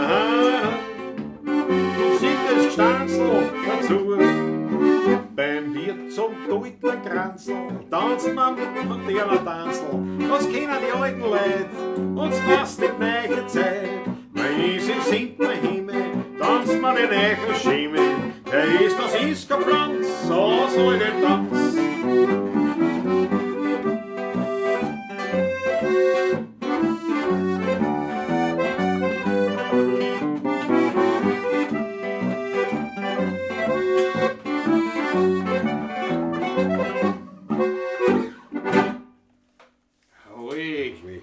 Rudolf Kronecker. Firmen, Munkelein, ordentlich. Der hat das der Nacht geschrieben, was? Naja, du weißt das ist Du hast ja Werner Schieme, unter anderem. Schon der Ackerl ist dahin, schönen Abend noch, schönen Abend und viel Vergnügen noch in Griechenland, gute Heimfahrt. Viel Spaß und komm mal wieder gesund und aus ein ganzer Heim, gell? Wir freuen uns schon auf deine Berichte. Bitte. Auf deine Berichte freuen uns schon. Was sagt der Korbisrudi? Wem sagst du das? Ich war mit der Traude beim Doktor, der hat gesagt, gehen Sie ins Spital. Im Spital haben sie gesagt, gehen Sie zum Doktor. Im Spital, ja genau, das ist dann die Frage. Waren Sie schon bei einem Arzt? Ja. Ja, Bei uns steigen einige Stationen auf, Wochenklinikum, kein Personal. Ab Freitag 12 Uhr ist Schluss, Alexander Hauser, ist ein Wahnsinn. Ja, ich meine, da war da nichts Geschichte, weiß ich nicht. Der Papa ist auch dahin. Schönen Abend noch, bin auch mal raus. Papa, ab 4. Servus. Ja, da muss ich es wirklich anspielen. Und ich meine, das ist jetzt kein Nachplappern für irgendwas, das ist jetzt live erleben, also das ist wirklich unglaublich. Aber ja, was sollst du machen? Was sollst du machen, hä? Nein, nichts. Es hilft dir nichts. Nehmen wir. Dann machen wir auch mal, dann reißen wir noch mal auf, gescheit. Ja, freilich, reißen wir auf. Was willst du denn machen? Schlafen geht aus. Ja, aber kriegst du einen Durst? Ich kriege einen Durst. Das schenkt schon einmal nach, bitte. Ich kriege einen Durst. Ja, auf den Rogen, ja. Das liegt sehr gut da. Das ist Wasser. Brauchen wir noch Wasser? Ist noch Wasser? Da ist uns hol ich dann. Dankeschön. Ja. Gute Nacht, wieso? Josef Tadl. Na, wann soll ich gehen? Jetzt hör mal auf. Josef Tadl, schlaf gut. Ein bisschen machen wir schon. Was bist du? Jetzt weißt du, noch Badewanne, geh schon schlafen, das gibt's ja nicht. Die Müdigkeit kam im warmen Wasser, wahrscheinlich. Ja, das ist Auf einen Zug ausgesoffen. ich gehe aber Wasser holen erst. Ja, was? Auf einen Zug raus, weil ich so einen Durst habe. Ich weiß nicht warum. Bin 80 Kilometer zu einer Nachuntersuchung gefahren. Habe dann den Arzt verpasst, weil er nicht gesagt hat, dass diese in seinem Büro stattfindet, Musikraum, Alter. Naja, das sind Härten. Der Blues im Fuß, aber ich schon lange nicht gespielt, gell? Ja, haben wir schon lange nicht gespielt, den machen wir. Rudolf Kuschelu. Mega Pemperten. Mit der da in der Hand? Nein. Müssen die andere wieder von der Wand, aber nicht mehr. Stimmen müssen das noch. Die Saaten sind schon seit 10 Jahren um und dann holst die Stimme und nicht der. Spür auf der Kontra. Ja. Ist leichter, die war schon da. Muss man so sagen, gell? Dank der Schiff ist noch Bitte schön. Schon lange nicht gespielt.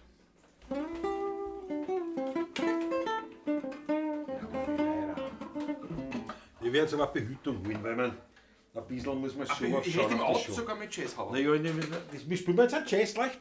Aber das Jazzhauer passt auch. Das passt zum Ja, Blues genauso. Ja, aber nicht zu dem Blues. Ah, schon. Oh, ich bin gespannt, was haben wir jetzt holen. Krokodil Dandy wahrscheinlich. Mit die Haifischzent drauf, also Krokodilzent. Was zu befürchten wäre.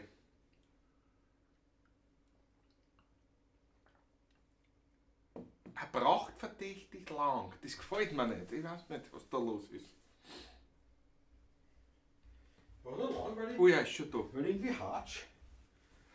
Da, im Blues. Jawohl. Der Blues. Blueshut. Ich schau nicht aus wie ein Trottel, aber Nein, fast. mein Hut nicht anders wie vorher. Ich muss ein bisschen anders aufsetzen, so ist besser, gell? Nein, Sieht schon aus wie ein Weinbauer nach der Weinkost. Aber das Faber heißt Mehlermädel. Ja, lass dir Zeit. Tu uns nicht so unter Druck setzen. Wir können da denn nicht jedes arbeiten. Mal können wir es ja auch nicht Und schon so sind Faber auch Fiaker und Heißler. Haben wir letztes Mal Machen wir gespielt. schon, wir machen Haben schon wir was. letztes Mal gespielt, aber es ist immer so. Entspannt sein. Aber jedes Mal immer. Es Was, ist Agi Gasse geht auch schon schlafen? Das ist der Wahnsinn. Mitspiel ist auch schon heute. Ich freue mich auch schon auf ein Bett dann. Alexander Hauser, die Ärzte haben mir eine Gefährdungsanzeige abgegeben, war in den Medien. Wirklich war es mir nicht mitgekriegt, ja. Aber gut, ich schaue auch keine Medien. Ja, Wahnsinn. Ja, ja. Ja, wird schon werden. Aber du, Alexander Hauser, wir trinken ja einen Wein, uns kann nichts passieren. Es sei denn, du tust dir da mit der Kettensack so schneiden, wie du schon geschnitten hast. Inklusive den Fuß. Ui, so Stehst du Botschaft auf der Leiter, weißt du, wie war das ja? Bitte. Und ein Aufstieg endet mäßig heiter. Stehst du Botschaft auf der Leiter?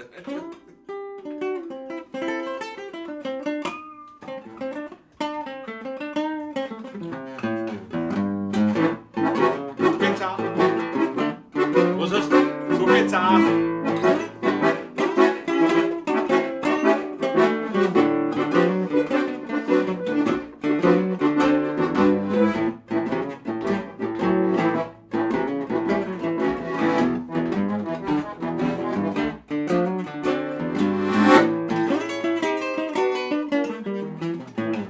Dass die Frauen schwierig sind, was man Und hast du bei einer kein Schmäh, dann kommst du auch niemals zum Ziel. Schau, du magst das so wie ich, dann fliegt jeder gleich auf dich und singen Blues ganz lässig mit Gefühl. Ich hab den Blues im Fuß, dass jeder schwach werden muss. Ja, bei meinem Gewicht. Ich hab den Rock in den Bock, mit dem ich ja jeder Lok. Dampflok, Diesellok, Elektrolok. Ich hab den Swing im Ding, mit dem ich jeder bezwingt. Ich hab den Rack im Knack, mit dem ich jeder pack. Ich hab die Melodie im Knie, da wird mir nie eine hin. Ich hab den Jazz im Dreh, eine Bass. Solo! Solo von Onkel!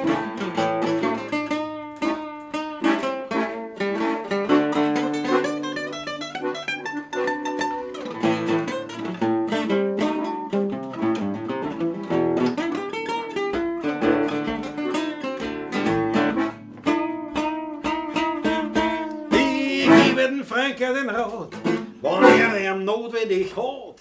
Schau so macht's bei die Frauen anreden. Ich brauch dir nichts erklären, du musst mir nur gut zuhören. Dann merkst du gleich, wie lässig das ist.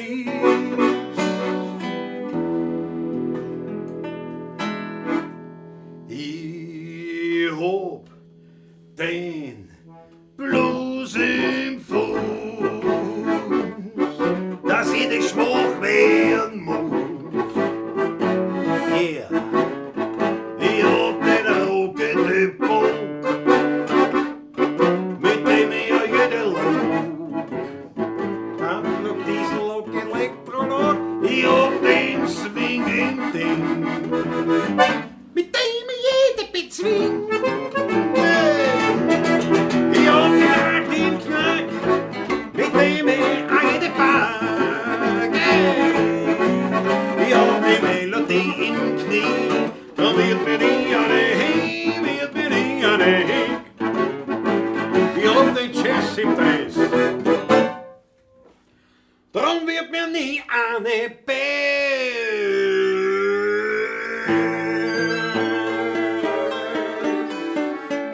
Blues im Fuß.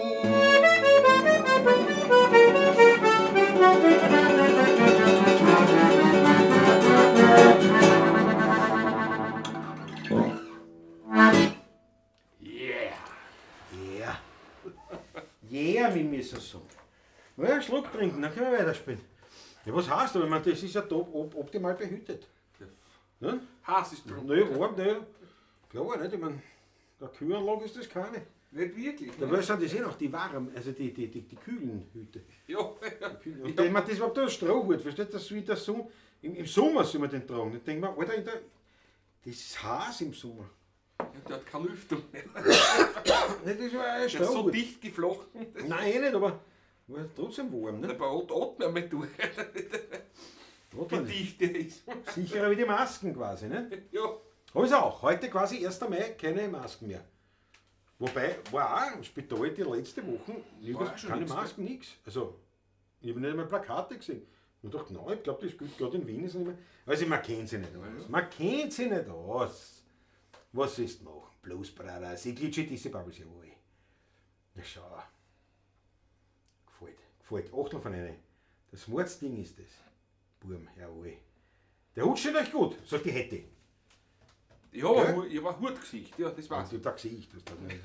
Ja, aber was ist das? Ich habe ein Hutgesicht. Was heißt das? Dass man Hüte tragen Ich kann oder was? jeden Hut aufsetzen und ich schaue nie aus wie ein Trottel. Ja, und was ist dann, wenn einer ein Watschengesicht hat? Kann immer Watschen kriegen, schaut nie aus wie ein Trottel, oder was? Was ist das für eine Erklärung? Unreflektiert.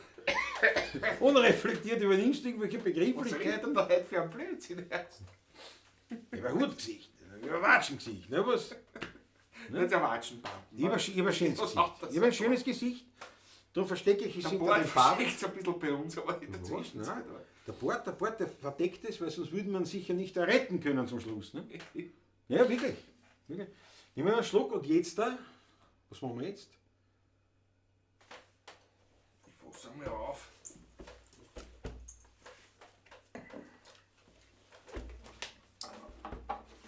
Ja, pass auf. Machen wir. Was haben wir von?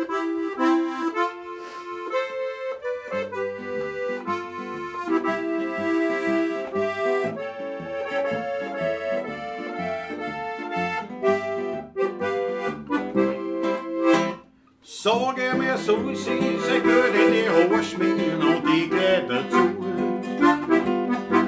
Für die war ich sowieso dabei, nur ein depperter Bub. Spart die Tränen, die Augen schienen, die liegen wunderbar. Geh zurück zu dem Alten, der soll auf die halten, Ich hab längst vergessen, wie schön's mit dir war.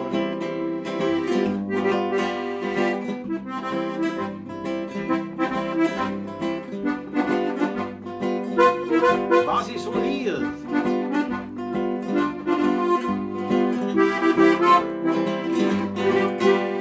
Sag ich mir, soll sie sein Geld in die Haare schmieren und die gleich dazu.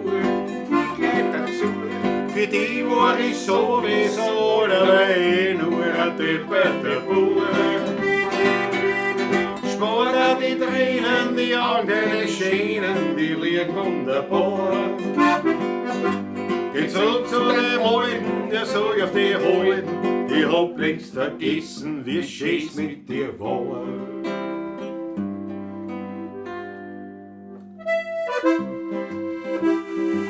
Jetzt rechts da. Wir feiern den 1. Mai heute, aber ordentlich.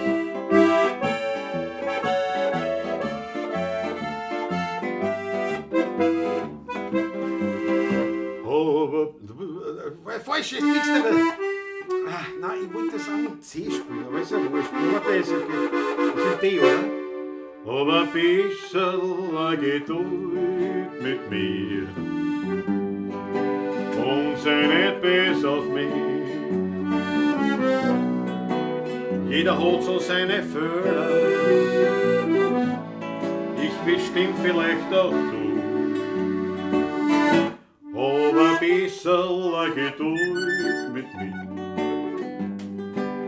und sei nicht böse auf mich. Irgendwann werd ich mich ändern und der Grund dafür bist du. Wer hat mit sanfter Hand mir manches abgewöhnt? Du.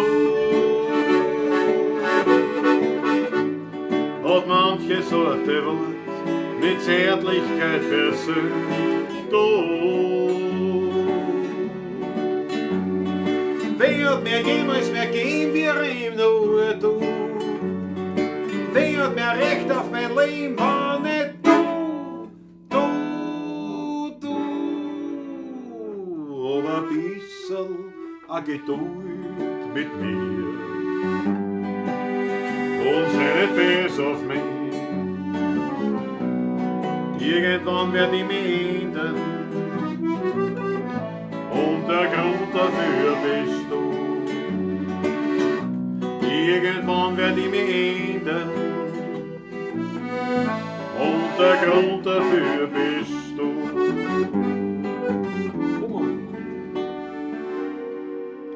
Zwei große Buben, die schupfen Kreuzer, ein kleiner bleibt bei ihnen stehen. Und Milchgeld hat er in sein Mandel, spült mit und ist klein daheim.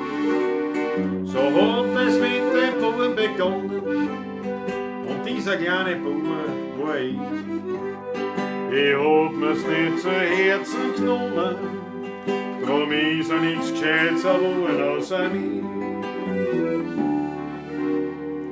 Einer hat immer das Nummer, einer muss immer verlieren. Ich hab mein Land das Nummer, weil ich vom Krieg ein Stiefkind bin.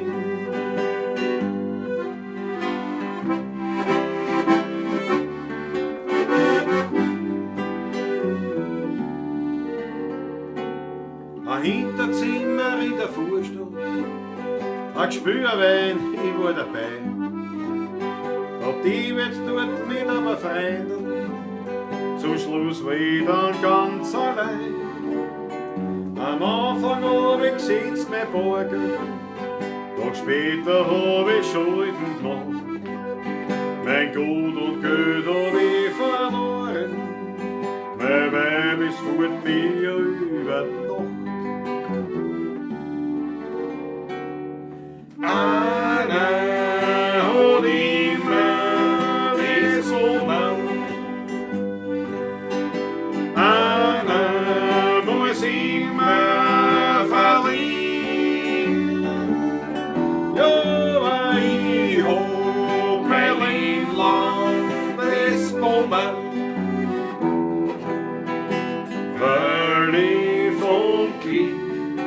Stiefkind bin. Ja, weil ich von dir ein Stiefkind bin. Ja, ich bin heute wer, ich kann nix dafür, ich brauch nur um selig zu sein. Zwei Fiedeln, ein Klampfen, ein Mauer, ein Klavier, ein Glas auf heurigem Wein. Da wär ich wie warisch, ganz nudel und narrisch, besonders da bin ich ein Krähen.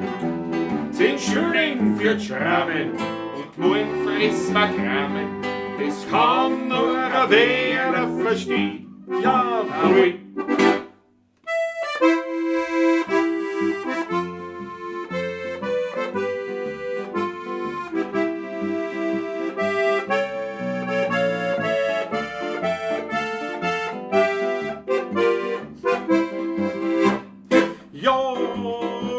Mit Radl.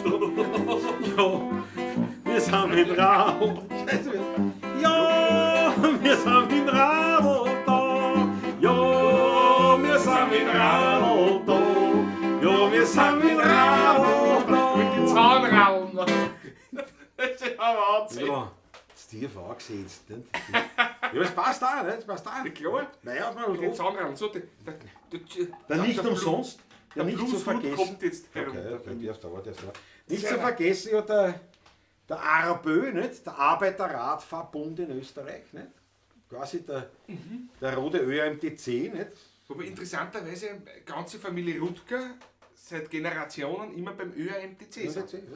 Also ich hab das zum Beispiel auch nicht so verstanden, dass nämlich dass der ABÖ eine rote Organisation ist, klar, aber es steckt ja im Namen drin, nicht? Arbeiterradverbund. Ja.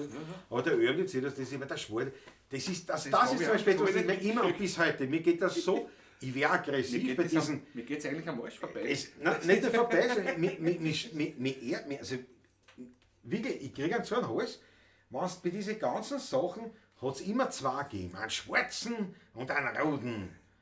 Und ich denke mir, das ist sowas von schwachsinnig. Und es wird früher seine Bewandtnis gehabt und das möchte ich gar nicht absprechen, aber ehrlich gesagt, heute, es ist doch vorbei, bitte. Diese Klassenkampfdinge, die eins beim schwarzen RTC und beim roten APÖ, die machen doch beide einen mörderisch leibenden Service, ich meine, hallo, ne? Und kostet viel als Mitglied. Ne? Ja, schau da, wo das Specker du TV ist da. Jawohl, schönen guten Abend. Überhaupt sind Maikäfer raffinierte Tiere, welche ihren Fressfeinden vortäuschen, wie seien Haie mit den weißen Zacken auf der Seite.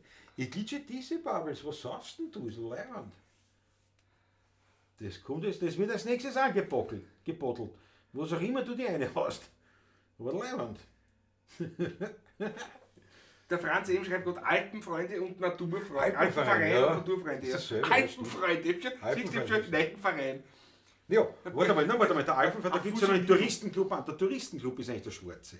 Der Alpenverein ist ja ist auch schwarz. Ja, absolut. Ja. Nein, aber der deklariert schwarz ist der, ich glaube, Touristenclub heißt der.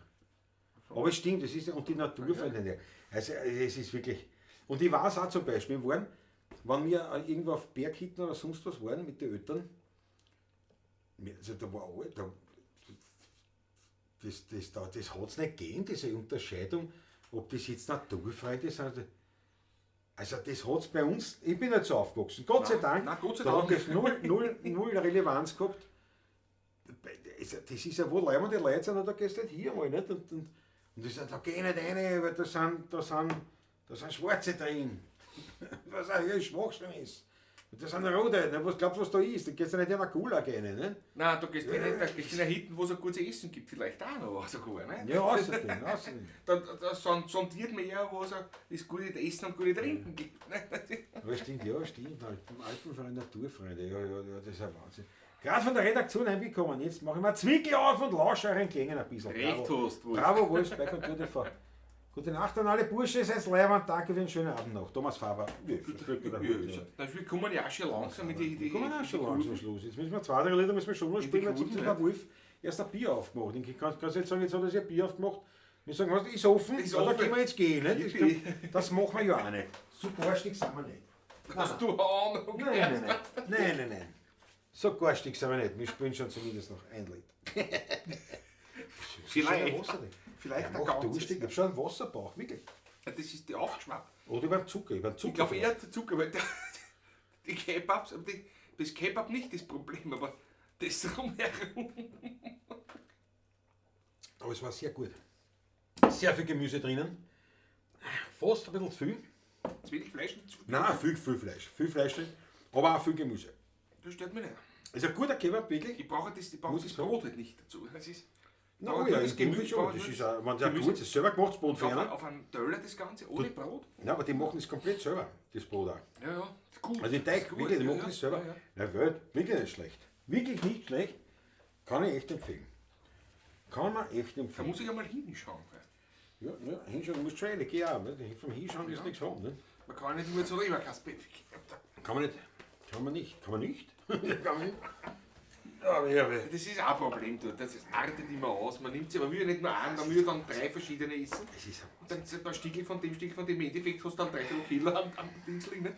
Das ist Schau, der Uli Slonik. Haben wir den Uli Slonik begrüßt? Nein, gell? Nein, Uli Slonik ist. Haben wir nicht ist begrüßt? auch da. Uli Slonik, jawohl. Uli Slonik. Aus Helsinki wahrscheinlich, vermute ich einmal. Für die Verdauung hilft ein Schwedenbitter. Daniela Schlögl, und du bringst mich auf eine Idee. Schwedenbitter hilft natürlich, aber da habe ich nicht mehr viel, da tue ich schon so viel haushalten. Ja, Weil ich vergesse, dass ich dir ausschreibe. Ist es nicht. Ich habe da noch vom Alexander Hauser ein Murphy-Schnaps. Das ist wirklich, das ist was. es ist schon immer viel da. Schon immer viel da. Aber das hilft, wenn es mir erlaubt. Ein Burmer Schnapsel, Williams Schnaps Spirituose.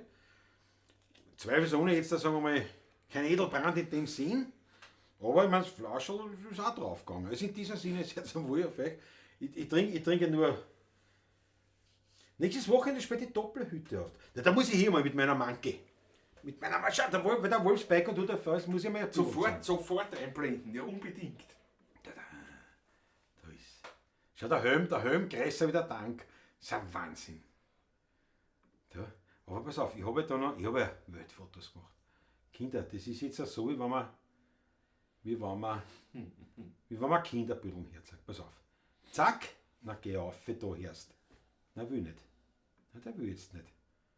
Wieso willst du nicht? Nein, will nicht. Das ist Ist schon wahrscheinlich. kaputt oder was? Nein, das muss ich wahrscheinlich wieder runterladen oder was weiß nie. Das ist ja immer das Gleiche. Ah, der geht auch nicht. Der geht auch nicht. Das ist ein Graumpferd. Ja, aber ist ja wurscht. Jetzt habt ihr es auch nicht gesehen. Ist ja wurscht. Das ist ein Motorrad halt. Ein schönes. Sehr schön. So, jetzt einmal, nur wegen der Verdauung. Medizin, du bist ja krank, die erste. Nein, Nein. Hast du kein Problem mit der Verdauung heute? Also, Mit der Verdauung habe ich auch noch keins. Ich weiß nicht, wie weit es war. Aber es hilft immer. wir beide hatten schon Probleme mit Verdauung. Oh. Na, was soll das sein? Na, Schau, was das soll ich nicht. jetzt sagen? Wieder in Wien, wieder in Wien. Ah, wieder in Wien. Aber Doppelhitten, aber das ist leider, wenn ich auf die habe ich gar nicht gedacht. Doppelhitten, da muss ich raufkommen. Mit Manki Optima. meinem Scheißerl. Was sagt sie zum Namen Scheißerl für mein Manki? Ich finde der passend. Mein Motorradl mit dem Namen Scheißerl. Und Weltklasse, Leute, und im Spital, weil da gibt es ja keine Parkplätze, nichts, da stehe ich dann immer im überdachten Bereich, wo die Fahrräder stehen, stelle das hin. Das fällt gar nicht auf. Ja, ist ja kleiner wie die Vorradl, ne? Das ist Blader ist, das schon. Aber kleiner, niedriger wie die Vorradl. Und denke man, das wird schon passen, ne? Fresser Startguss, die schaut echt leibend aus, gell? vor allem sehr zu empfehlen für Leute, die einen Ischias haben, man kann wirklich leicht aufsteigen. Ja, Also, alles. das Du kannst alles machen. Nein, das ist wirklich super. Also, vor allem kein Gewicht. ja, der 100 Kilo.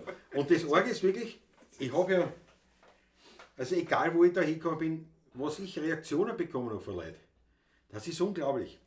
Viele winken mir zu, lächeln mir zu, ja, oder reden mich sogar an. Also gestern auch, war in Kaisermühner auf Eis, ich stelle das Motorrad hin. 4 Leute habe ich gesehen, ich habe die ganze Zeit mal, sogar beim Eisessen mein Motorrad beobachtet, ist ganz klar, wie man so ist halt, deppert. Ne? Und 4 Leute sind wirklich dort stehen geblieben, beim Vorbeigehen, sind rundherum gegangen, haben sich das angeschaut und mit einem Grinsen im Gesicht sind sie weitergegangen. Und einer hat mich angeredet, Entschuldigung, ist das ihrs? Nicht, weil mein Helm dort gesessen bin. Nicht? Das ist ja wild, das ist ja wild. Nicht? Also unglaublich, was man für Reaktionen kriegt. Das ist kein Wunder. Die ist leibend. Nein, Die ist ja optisch auch wirklich. Und macht auch einen Spaß. Und da fährst du hin, machst einen kompletten Alltagseinkauf. Sag mal, ich fahre in die Trafik und kaufe mir Chick. Ich fahre dorthin, stöß an, steig an, nehme den Helm runter, gehe in Richtung Trafik, bleib noch mal kurz stehen, drehe mich noch mal um, schau mal mein Scheißerl an, habe ein Lächeln im Gesicht und dann gehe ich Chick kaufen. Das ist ein Wahnsinn. Ich meine, muss ich jetzt zugeben, habe ich echt jetzt mit meinen anderen auch gehabt. So. Aber das ist ja, ich meine, bei den anderen, das sind ja Geräte, aber das ist ja, das ist ein 105, was sagst du, das ist ein 125er mit keine 10 PS. Ich meine, es ist jetzt technologisch jetzt nicht unbedingt der Reißer, nicht? Aber trotzdem, die macht so eine Freude, das ist unglaublich. Ja. Maria-Louise, ich dachte, das ist eine Frau, das Scheißerl, nicht die Maschine. Ja, nein, meine Frau ist das Munkelein oder Schnurli. Aber Scheißerl ist mein Mutterl. Ja, das glaube ich dann nicht, Schlegel. Die hat es auch mit meiner Lucia. Wie schnell fährt die Manke? Also meine Höchstgeschwindigkeit waren 91 km/h auf der 17er. Der Bundesstraßen 91 km/h habe ich rausgeholt. Ja, wenn es ein bisschen eingefahren ist, wird schon 95. Vielleicht, wenn ich ein bisschen mehr Rückenwind habe. Kommt drauf an, wenn er von hinten bloß geht es an 100er. Na, wenn er von hinten bloß und ich habe Bradejacken. Da brauchst du aber schon Mut, die kleinen Raffen hat. Ja, ich meine, sie wird ja schon instabil halt, ne? Das ist schon, du merkst schon, das ist da wagelt, aber ich sag, aber wie gesagt, nur es ist wirklich die Geschwindigkeit in der Stadt, nicht? Also quasi vom Wegfahren bis zum 70er ungefähr hin, 65 herum, ist sie wirklich agil und relativ pfiffig. Ne? Da geht schon was. Da ist schnell um, also da hältst niemanden auf. Also da bist du immer noch schneller. Da bist schneller wie die meisten Autos weg von der Ampel alles. Also das ist sehr leibend. Nicht? Und halt dann auch, wenn es um Geschwindigkeit geht, aber also die Tangenten mit 80er, das geht, da kann man fahren. Ja? Schau, der all my stuff. Ja, na. Jetzt, wo wir aufhören, all my stuff. Tja. Aber mich gefallen, dass du ein Haxen aus der Star dabei bist. Ja gut, Patrick, aber trotzdem, jetzt spielen wir mal. Was haben wir denn gesagt, dass wir spielen? Haben wir was gesagt schon? Haben wir nicht gesagt, ne? Haben wir nichts gesagt?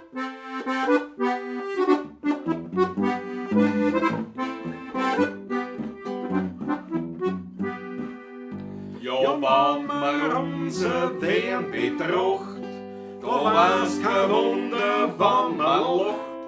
Der Unterschied gegen frühere Zeit, da waren's halt noch ganz andere Leute.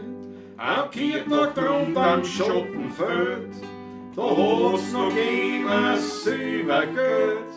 Die 20er, die sind umgeflogen, der Tisch, der hat sich gebogen. Ein Bachhändel, ein guten Wein, wo der Aufkant-Tisch nicht gefällt. Doch schaut mal heim, wie es zugeht dort, da drunter im Schottenfeld. Die reichsten Leute haben Glieder gemacht, Fabriken zugesperrt über die Nacht, wo die Weber gewebt haben Seidenschein, steht einfach so zusammen's Folie.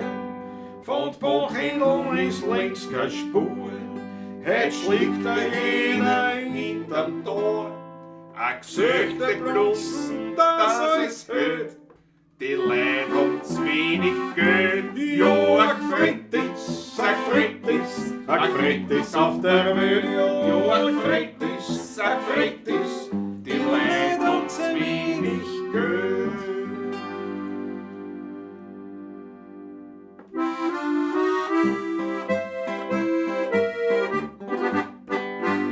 Wir sind nicht spreizt, nicht arrogant, wenn's wo ein Geld gibt, hoch benannt. Sind keine armen Sünder, sind die Wiener voll über Kinder. Wir sind eine Ölpartie, ja, eine Ölpartie, sowohl die Damen als auch die ja, eine Wildpartie.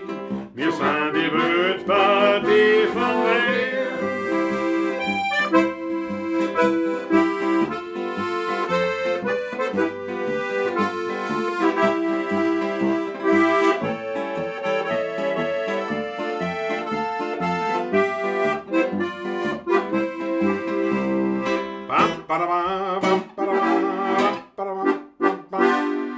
Jeder Mensch, das ist was ganz anderes. Jeder Mensch, was wir Das machen. ist nicht die C, wo war das gewesen? Das der C vermindert C und was ist dann? Ist das nicht das? Nein, das ist, Nein? nein, das ist In was war das dann? Liebe Männer. Kann man auch machen, das war ein C. Ja, aber das nehmen wir die wir behmen noch bei Österreich war vor 100 Jahren, 150 Jahren, hat sich mein Vater geholt aus Bring, eine echte Wienerin. Und keine hat gemacht wie sie, die Skubanki, wer hat ihr wieder beigebracht, ihr Mann ein paar Fleischmark. Ein bisschen Prag, ein bisschen Brindel, eine gute Mischung drin. Bin ich aber da echtes Potpourri, wir beben noch bei Österreich war vor 100 Jahren, vor 150 Jahren. Da sitzt mein Vater, geholt das Bring, eine echte Wienerin.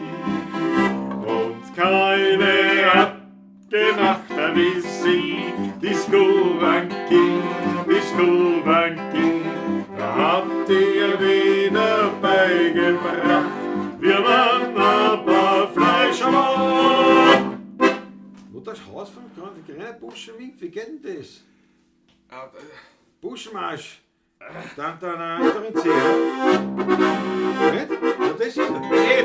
Aber C von Jeder Mensch und auf der Erde, war richtig. wie man sagt, sein steckt Pferd ausnahmsweise. Und das meine ist daheim, dort wo die Wespen wuchsen, da. Ja, Mutzerfreude. Ja, wo vom Haus ein grüner Buschenwind, wo man heute Wehrlieder singt. So aus der Unterblut ist jedem Effe grad, so habe Tanzers unserer lieben Werner Stadt. Wo der schwarze Kohle sitzt am Foss, wo das pure Gold trinkt aus dem Glas, da wo man trinkt und isst, da wo man alles vergisst, was hätte immer mehr zu wenig ist. So der Kirchscher ist auch dabei, wo die Lampartie, Jeder Mensch kommt auf der Erde. Mein Testament, das muss kein echt sein. Gehaut's mich dann fassen nein. aber voll ist natürlich, ist klar, was denn? Vor dem Haus ein grüner Buschenwind, wo man heute Wehrlieder singt. So aus der Unterlot ist jedem Löffel groß, so habe Tanzers unserer lieben Werner Stadt. Wo der schwarze Kohle sitzt am Frost, wo man sie saft, so wie schon war schon aus. Da wo man trinkt und isst, dort wo man es vergisst, Was wird denn immer mehr? so wieder ist. Lampartie, gell? Wir Fisch, was und lustig und früheren Jung, das so kleber. Was ist denn? Vom Wasser gefahren, Vom Thema. kein Rot und Döf und kein Stand vom Benzin, kein Mensch und kein Viechel war hin. Wie ihr mir hinkommt, vergrüßt man gleich. Anzeigen und ganze Bande begann zum Essen ums Mitvierter Kriegsbraujahr. Zum Auflohner Homs braucht mein Hof fast eine Stunde.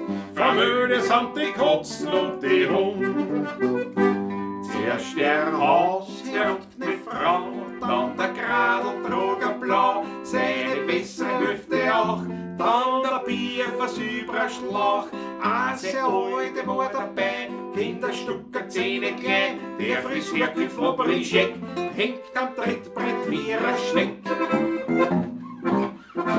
Am Bock mit der Riebisel-Nose sitzt vorn der Herr Hofmusikant.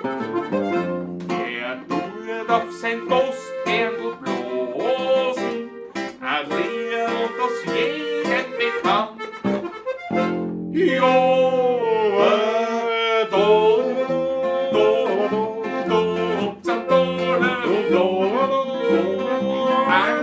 Schein, ja, da gibt's a Garde und da wird's gemütlich sein.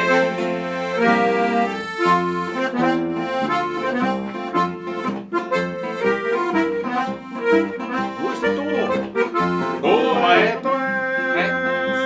Da gibt's a Garde und Da wird's gemütlich sein.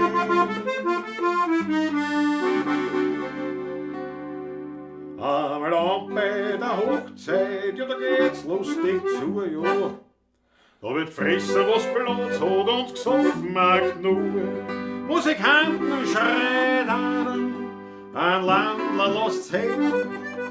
Weil mir da vom Land und die Gestrampften so gehen. Die Spüle, die nehmen die Gang in die Hand. Und ein Musikant schreit so laut, als er kann. Ja, ja, ja, ja.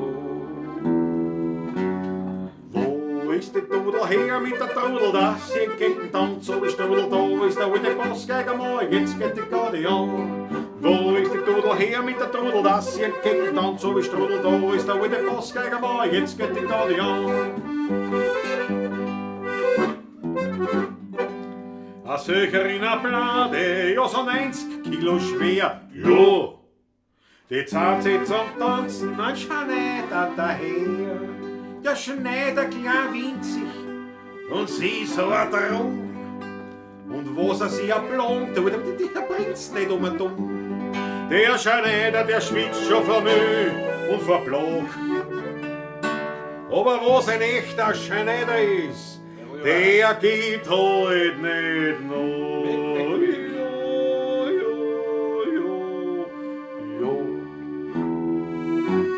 Wo ist die Dudel her mit der Trudel? Vier Satz, als wir eine kleine Gretterpudel an meine Zehen, an meine Knie, gehst du gleich weg von mir.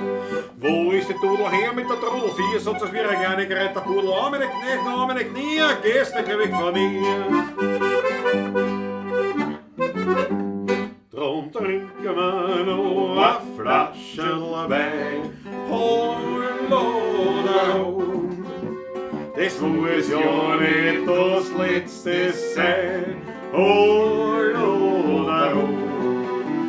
Und dieses Goa gibt's kein Genie, hol oder hol. Da müssen wir noch eins repetieren, ja noch eins repetieren. Jawohl. Ja, Mädel, Ein super Medley zum Schluss. Ein Mädel, der gewesen. Lüx. Ein Wahnsinn, ein Traum. Die Achteln fallen rein von Na was denn? Wie bleibt Wunderbar. dieser Biglitschi diese Paul? Das müssen wir wieder mal einlernen jetzt einmal. Ah, so spannend. Ich Nein, lerne find's mir leibend. sehr viel. Ich find's leibend. Ja.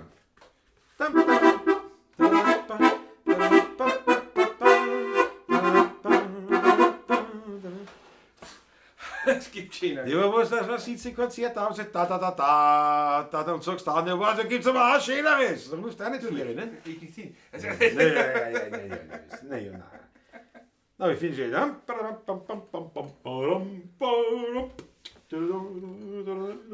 Na, was und dann da bitte das Trio?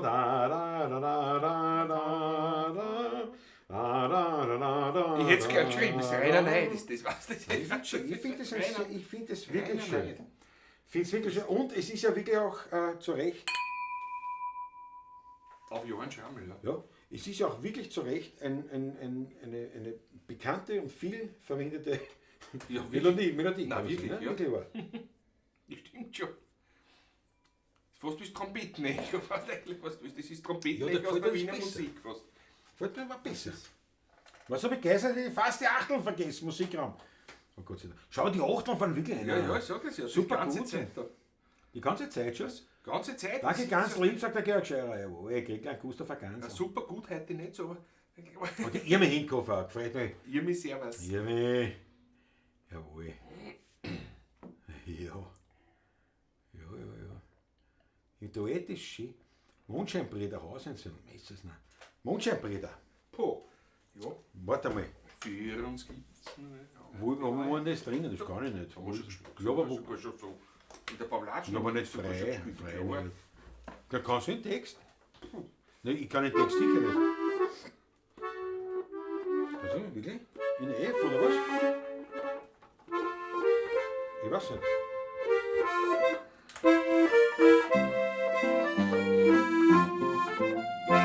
Für uns gibt's nur eine Beleuchtung und dann nur einen guten Freund.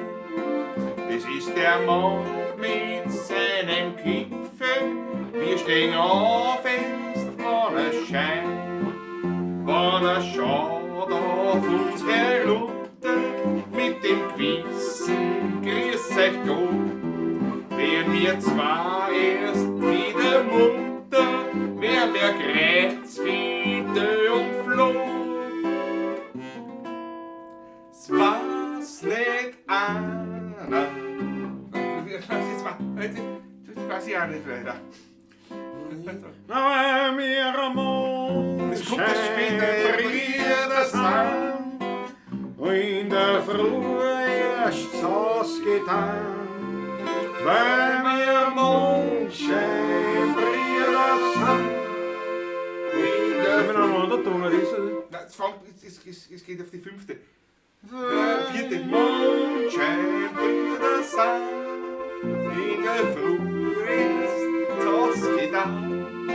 Weil wir Mondschein Brüder sind, in der Früh erst ausgetan.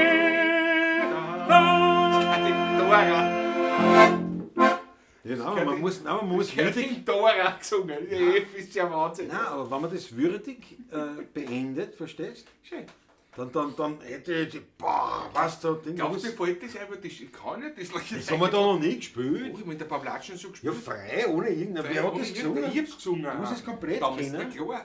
Ja, damals, aber da, wie es Vor noch einem nicht Jahr hast. oder was, ja. Haben wir das auch mitgemacht. Ohne Noten? Damals gespielt in einem Potpourri drin. Dann habe ich gedacht, weißt du was, ich sing's. Was passt was schon. ich kann's? Ich kann's eh. Dass er da so geschaut hat damals. Das gibt's ja. Ach so, das hab ich gewusst. Na, ich und der Mond haben wir gespielt. Nein, das ist. Nein, die Mondscheinbrüder habe ich gesungen. Das weiß ich schon. Ganz sicher. Na, Sachen gibt's. Weil es die gleiche Melodie eigentlich ist wie. Ja. Wie von der Lahmkrumm und auf der Wiede. Ja. Fast. Es ist in F. Wenn es zu zweit sind, ist es fast hoch, ja.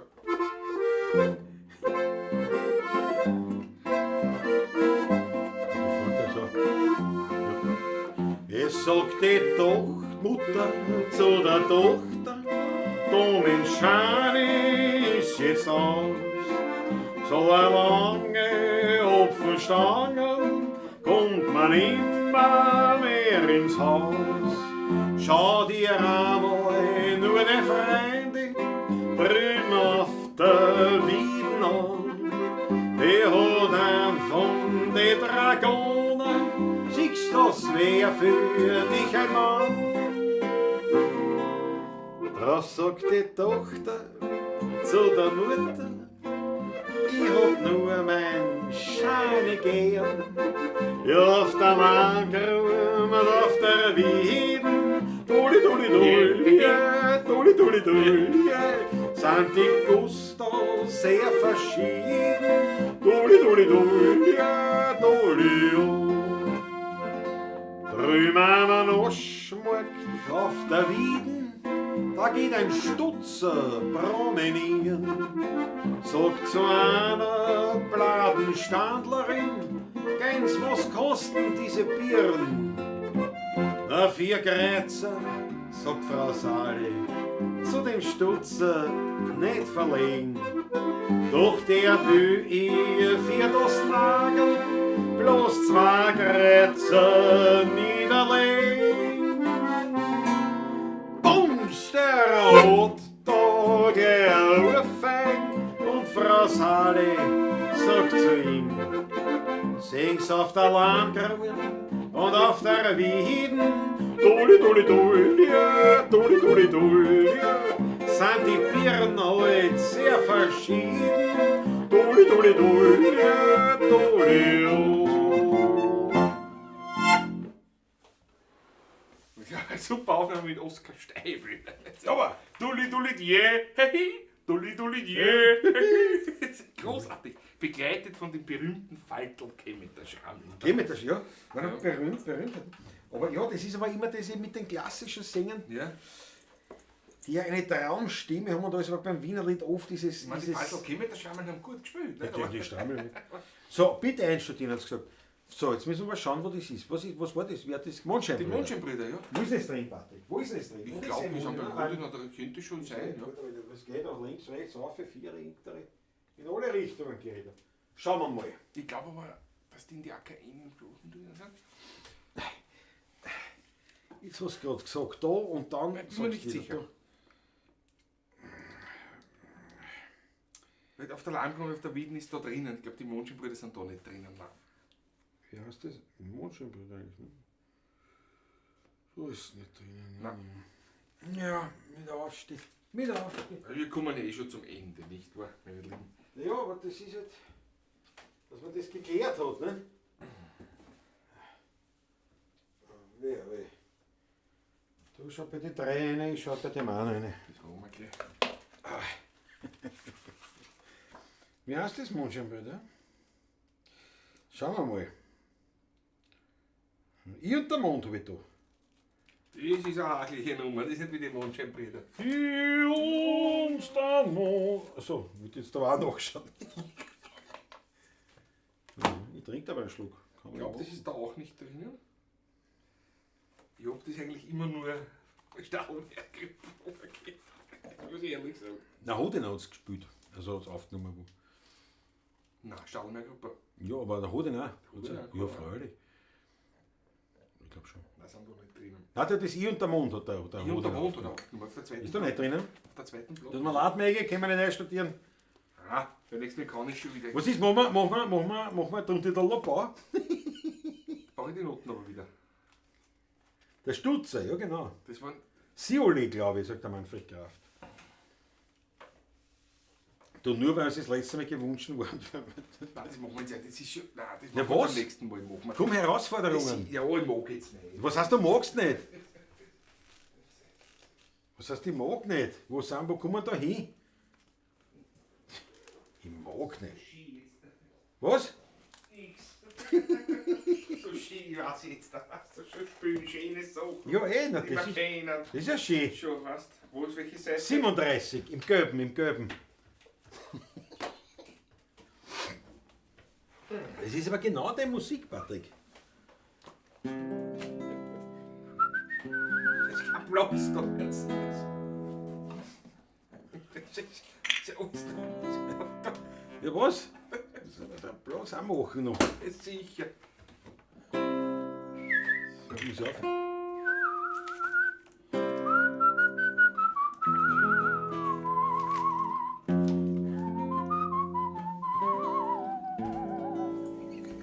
Der Feiner. Ich kann nicht mal Echt lachen. toll. Das ist eselig gemacht. Ja. Bist du bereit? Bitte Vorspiel, ja? Das habe ich sicher nicht die Noten nicht. Na gut, ja, was? Ich hab doch Pfeife. Ja, ich kann nicht mal lachen. Du hast das eh eingepfiffen. Ja, eh. Ich hab doch, wir starten jetzt gleich.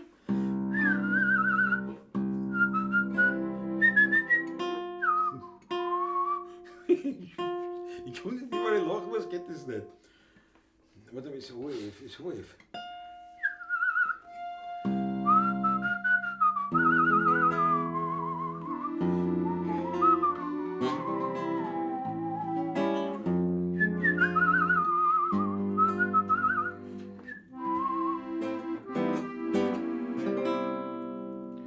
wo die Donau mit silbernen Armen.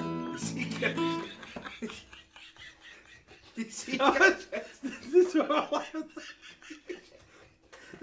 Ich kann mal aber das war für mich eine Weltklasse. Weltklasse. Das war für mich. Was haben wir da? Warte mal, für ein Vierteltag. Das war für mal 4 Vierteltag. Und Viertel und 2 Achtel. Pass auf, Viertel, 2 Achtel. Und mit jedem Schlag habe ich gesehen, als noch anwickelt, wie sein Schädel immer weiter hinwandert. Das war für mich ein Highlight. Das war für mich auch schon der Highlight. Ja, Hauptsache ihr haut sich an. Nur meine. Das reichen die Akkorde reichen. Da vorne Das also sehe ich schon nicht. der Das Strophe. ist ja schon das. Amol, H7, E7. Das ist ja ganz simpel. Bist du bereit? Ja, ich bin bereit. Wo die Donau mit silbernen Armen umschlingt, das letzte Stückerl vom träumenden Wien, wo die Einsamkeit winkt und die Nachtigall singt und das Heimchen noch nistet im Grün. Dort lacht das Glück aus 1000 Zweigen, dort ist der Blütenduft so eigen. Am stillen Waldrand, wo ich mein Liebchen fand. Drunten der Lobau, wenn ich das Platzl nur wüsst. Drunten der Lobau, hab ich eine Mädel geküsst. Ihre Augen waren so blau, als wie die Vögel in der Au. Auf dem wunderschönen Platzl in der Lobau. Und die Stunden vergingen, wir saßen beim Teich, wir hatten einander so lieb. Und die Vöglein, sie zwitscherten alle zugleich, und ihr Lied, dass es immer so blieb.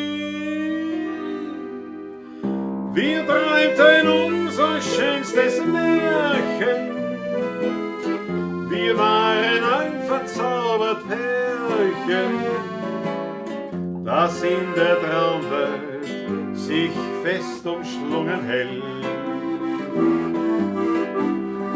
Drunten in der Lobau, wenn ich das Platzl nur wüsst, drunten in der Lobau, hab ich eine Mädel geküsst.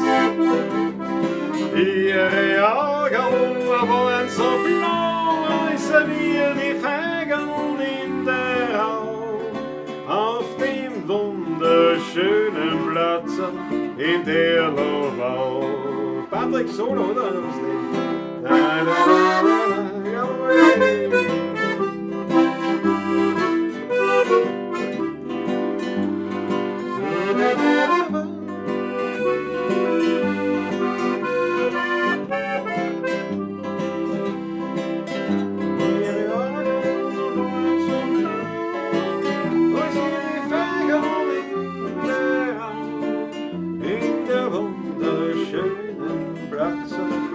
In der Lobau. Doch es kam dann ein Tag und ich ging durch den Hag, so wie einst, als die Welt noch so schön, wenn nicht aus den Zweigen der Nachtigall Schlag, konnt die Blümlein am Weg nicht mehr sehen.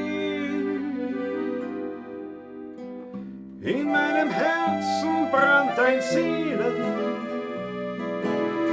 aus meinen Augen fielen Tränen, am stillen Waldrand, wo einst mein Liebchen stand.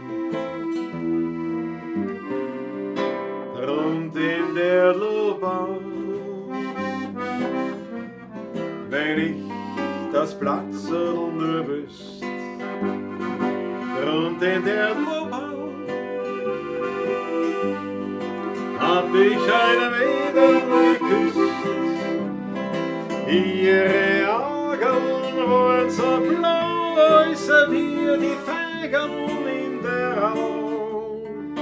Auf dem wunderschönen Platz in der Lobau.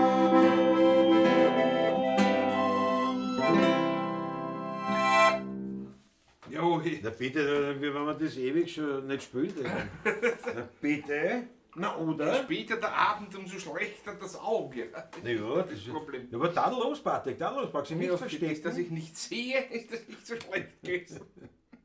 Aber schau, das ist eine Begeisterung. Begeisterung ist relativ, nicht? Pfeifst du der Emil Thun, das Lächer von der Neues. Jawohl. Jawohl. Schau, der Steiermark als Erich Kunz.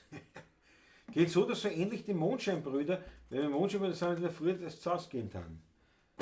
Ja, das haben Michael wir. Unger. Ja, das haben Michael wir, Unger, du bist zu spät bist dazugekommen, der offenbar Texte, jetzt. das war, Das wir, kann man- wir haben eigentlich die Mondscheinbrüder angespielt. Weil die Melodie der Mondscheinbrüder und auf der Lahmgrum ist die gleiche. Und dann haben wir gesagt, das ist die gleiche Melodie wie auf der Lampe. Und dann haben wir das angespielt. Bist spät eingestiegen, aber wir freuen uns, dass du eingestiegen bist. Michael Unger, bravo. Na gut, jetzt kommen wir zum Schluss. Ja, Ne? der Höhepunkt des Liedes gewesen, ja. Maggie Bamber, was? Michael? Achso. Ja. Ja, das haben wir ausgestimmt, Maggie. Wirklich Musik an. Gute Nacht, Wolfgang Kreuzger. Wolfgang Jawohl. Klotzka, Ja. angenehmes Flohbeißen. Also, meine Lieben, wir danken euch für diese Begleitung zum 1. Mai. Jawohl. Wird er gesagt, so zu Weihnachten. So zu Weihnachten, jawohl.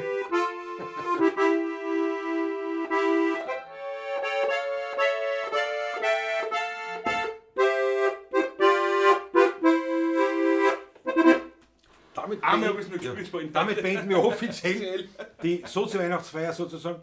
Und ja, begeben uns jetzt mit dem letzten Lied in den Abschluss. Des Das heutigen hat Abends. gesagt, ja. Wir haben die Woche haben wir Taschler. Taschler, ja. War noch was? Ja, das weiß ich schon. Der Mai ist ein trister Monat, was ich sage.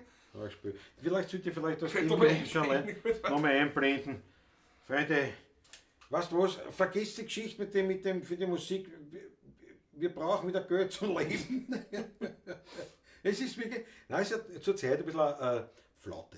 Zurzeit Flaute, aber es wird schon werden. Ich sage mal, es wird schon werden. Auf jeden Fall nichtsdestotrotz. Danke euch für eine kleine Unterstützung, für einen kleinen Obolus für die Musik, in den virtuellen Hut hinein. Das uns gefreut. Die Daten stehen natürlich auch in der Videobeschreibung drinnen und auf unserer Homepage findet ihr alles. Also man kann uns jederzeit mit Geld überschütten. Das ist Das ist wirklich, überhaupt kein Problem. da gibt es keine Barrieren sozusagen. Und ja, Susanne Fabian, wir machen das nächste. Wir haben das immer, Wir haben es immer gespielt. Fiaker-Heisen haben wir immer gemacht. Beim nächsten Mal sind wir wieder dabei. Machen wir da wieder einen Fiaker. Und Heisenfrau, Fritzl Status. Ich danke euch für die wunderschöne Unterhaltung. Fritzl ist gefreut. Bitte, Fritzl, gern. Und ich Geschenk. freue mich, was wieder nach Wien kommst, vielleicht wieder im Sommer. Vielleicht schaffen wir es wieder. Und dann da musst du mein Scheißerl sehen. Die manche Weltklasse. Georg Scheurer, ohne Bischgoden. Ja, weiß jetzt nicht mehr, auf was das jetzt kommt. Aber es war irgendwas sicher, was ich gesagt habe und das quasi ohne Bischgoden. Naja, es wird schon. In dem Zusammenhang verstehe ich es jetzt auch. Ja, wird schon Sinn. Der Georg Scheurer bringt immer Den Zusammenhang. einen Sinn, man weiß ihn nur oft nicht. Was hat die Hätte da für ein Sammelsurium an Emojis? Sind das Gößen? Gößen und. Das sind Gößen.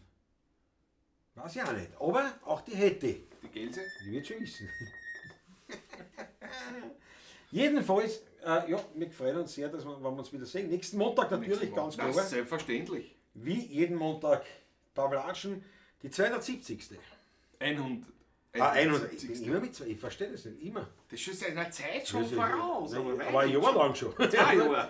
Ich sage immer die 200. Also die 170. Ausgabe haben wir nächste Woche. Same Station, nicht? Ja, so wie es ausschaut, wird es wieder da sein. Oder auch nicht, wenn wir sehen. Wenn wir Vielleicht sehen, ist es auch anders. ja. Was weiß man, vielleicht kommen wir zu dir, dass du einmal was trinken darfst. Ne? Was ja mit Dass du einmal was trinken darfst. Ja, aber so im Prinzip jetzt hast du nur 6 Tage in der Woche, wo du zahlst. Ne? Ja, Und immer am Montag musst du immer zu Montag mir muss ich herfahren. Pause machen. Du darfst nichts trinken. Ne? Das ist ein Da bin ich schon unrund, was? Das ist ich kann nicht so laut sagen, der Feind hört mit vielleicht. Ja, was weiß man, gell? Jetzt schon noch den schwarzen Punkt, nicht? Weißt du? Michael Unger, schau, sitzt da auf der Manke oben wie der Af auf dem Schleifstein. Der kommt drauf an, wie ich vor. Aber es könnte hinkommen. Aber der Aufstieg ein Genuss. Also, Naja, Aufstieg bei mir ist ja, wenn ich mich aufsetze, geht so viel ein wieder, dass ich eigentlich wieder im gemütlichen Kniebeug-Moment bin. Es ist eine Welt. Ich habe eine Riesenfreude in der Stadt, wirklich ein Traum von. Die ganzen Motorräder alle geliebt, aber natürlich jetzt in der Stadt, dieses Herumdüsen, das ist natürlich schon besonders leibend mit der.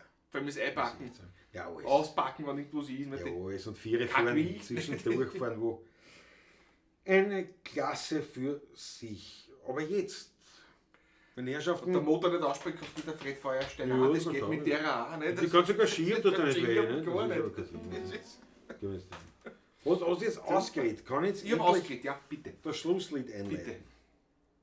Hier wird ein Vorschlag. Ein letztes Viertel. Der Abend mit euch war wunderschön. Es hat uns gefreut. Aber für heute singen wir das allerletzte Lied. Weil jetzt wird's fürs Heimgehen langsam Zeit. Wir haben heute gesungen und viel gelacht, den Abend miteinander verbracht. Es ist auch gewarnt worden bei manchen Lied. Wir haben was getrunken und haben was gegessen, den Alltag miteinander vergessen, ach, sind wir ehrlich. Wir werden schon langsam mit. Hier wird ein Vorschlag. Ein letztes Viertel. Der Abend mit euch war wunderschön. Es hat uns gefreut. Aber für heute ist das allerletzte Liedl. Weil jetzt wird's fürs Heimgehen langsam Zeit. Und wie ich bei meinem letzten Viertelsitz denk ich an meine blöden Witz, an die schönen Wienerlieder und an die Gemütlichkeit. Wir haben mit Poststund gesungen viel, nur gegen ihn wird's langsam still. Und so hat er jede Stimme ihre Zeit. Er wird ein Vorschlag. Ein allerletztes Viertel. Der Abend mit euch war leibend, wirklich. Es hat uns sehr gefreut. Aber für heute ist das allerletzte Liedl. Weil jetzt wird's fürs Heimgehen langsam Zeit. Jetzt wird's fürs Heimgehen langsam Zeit.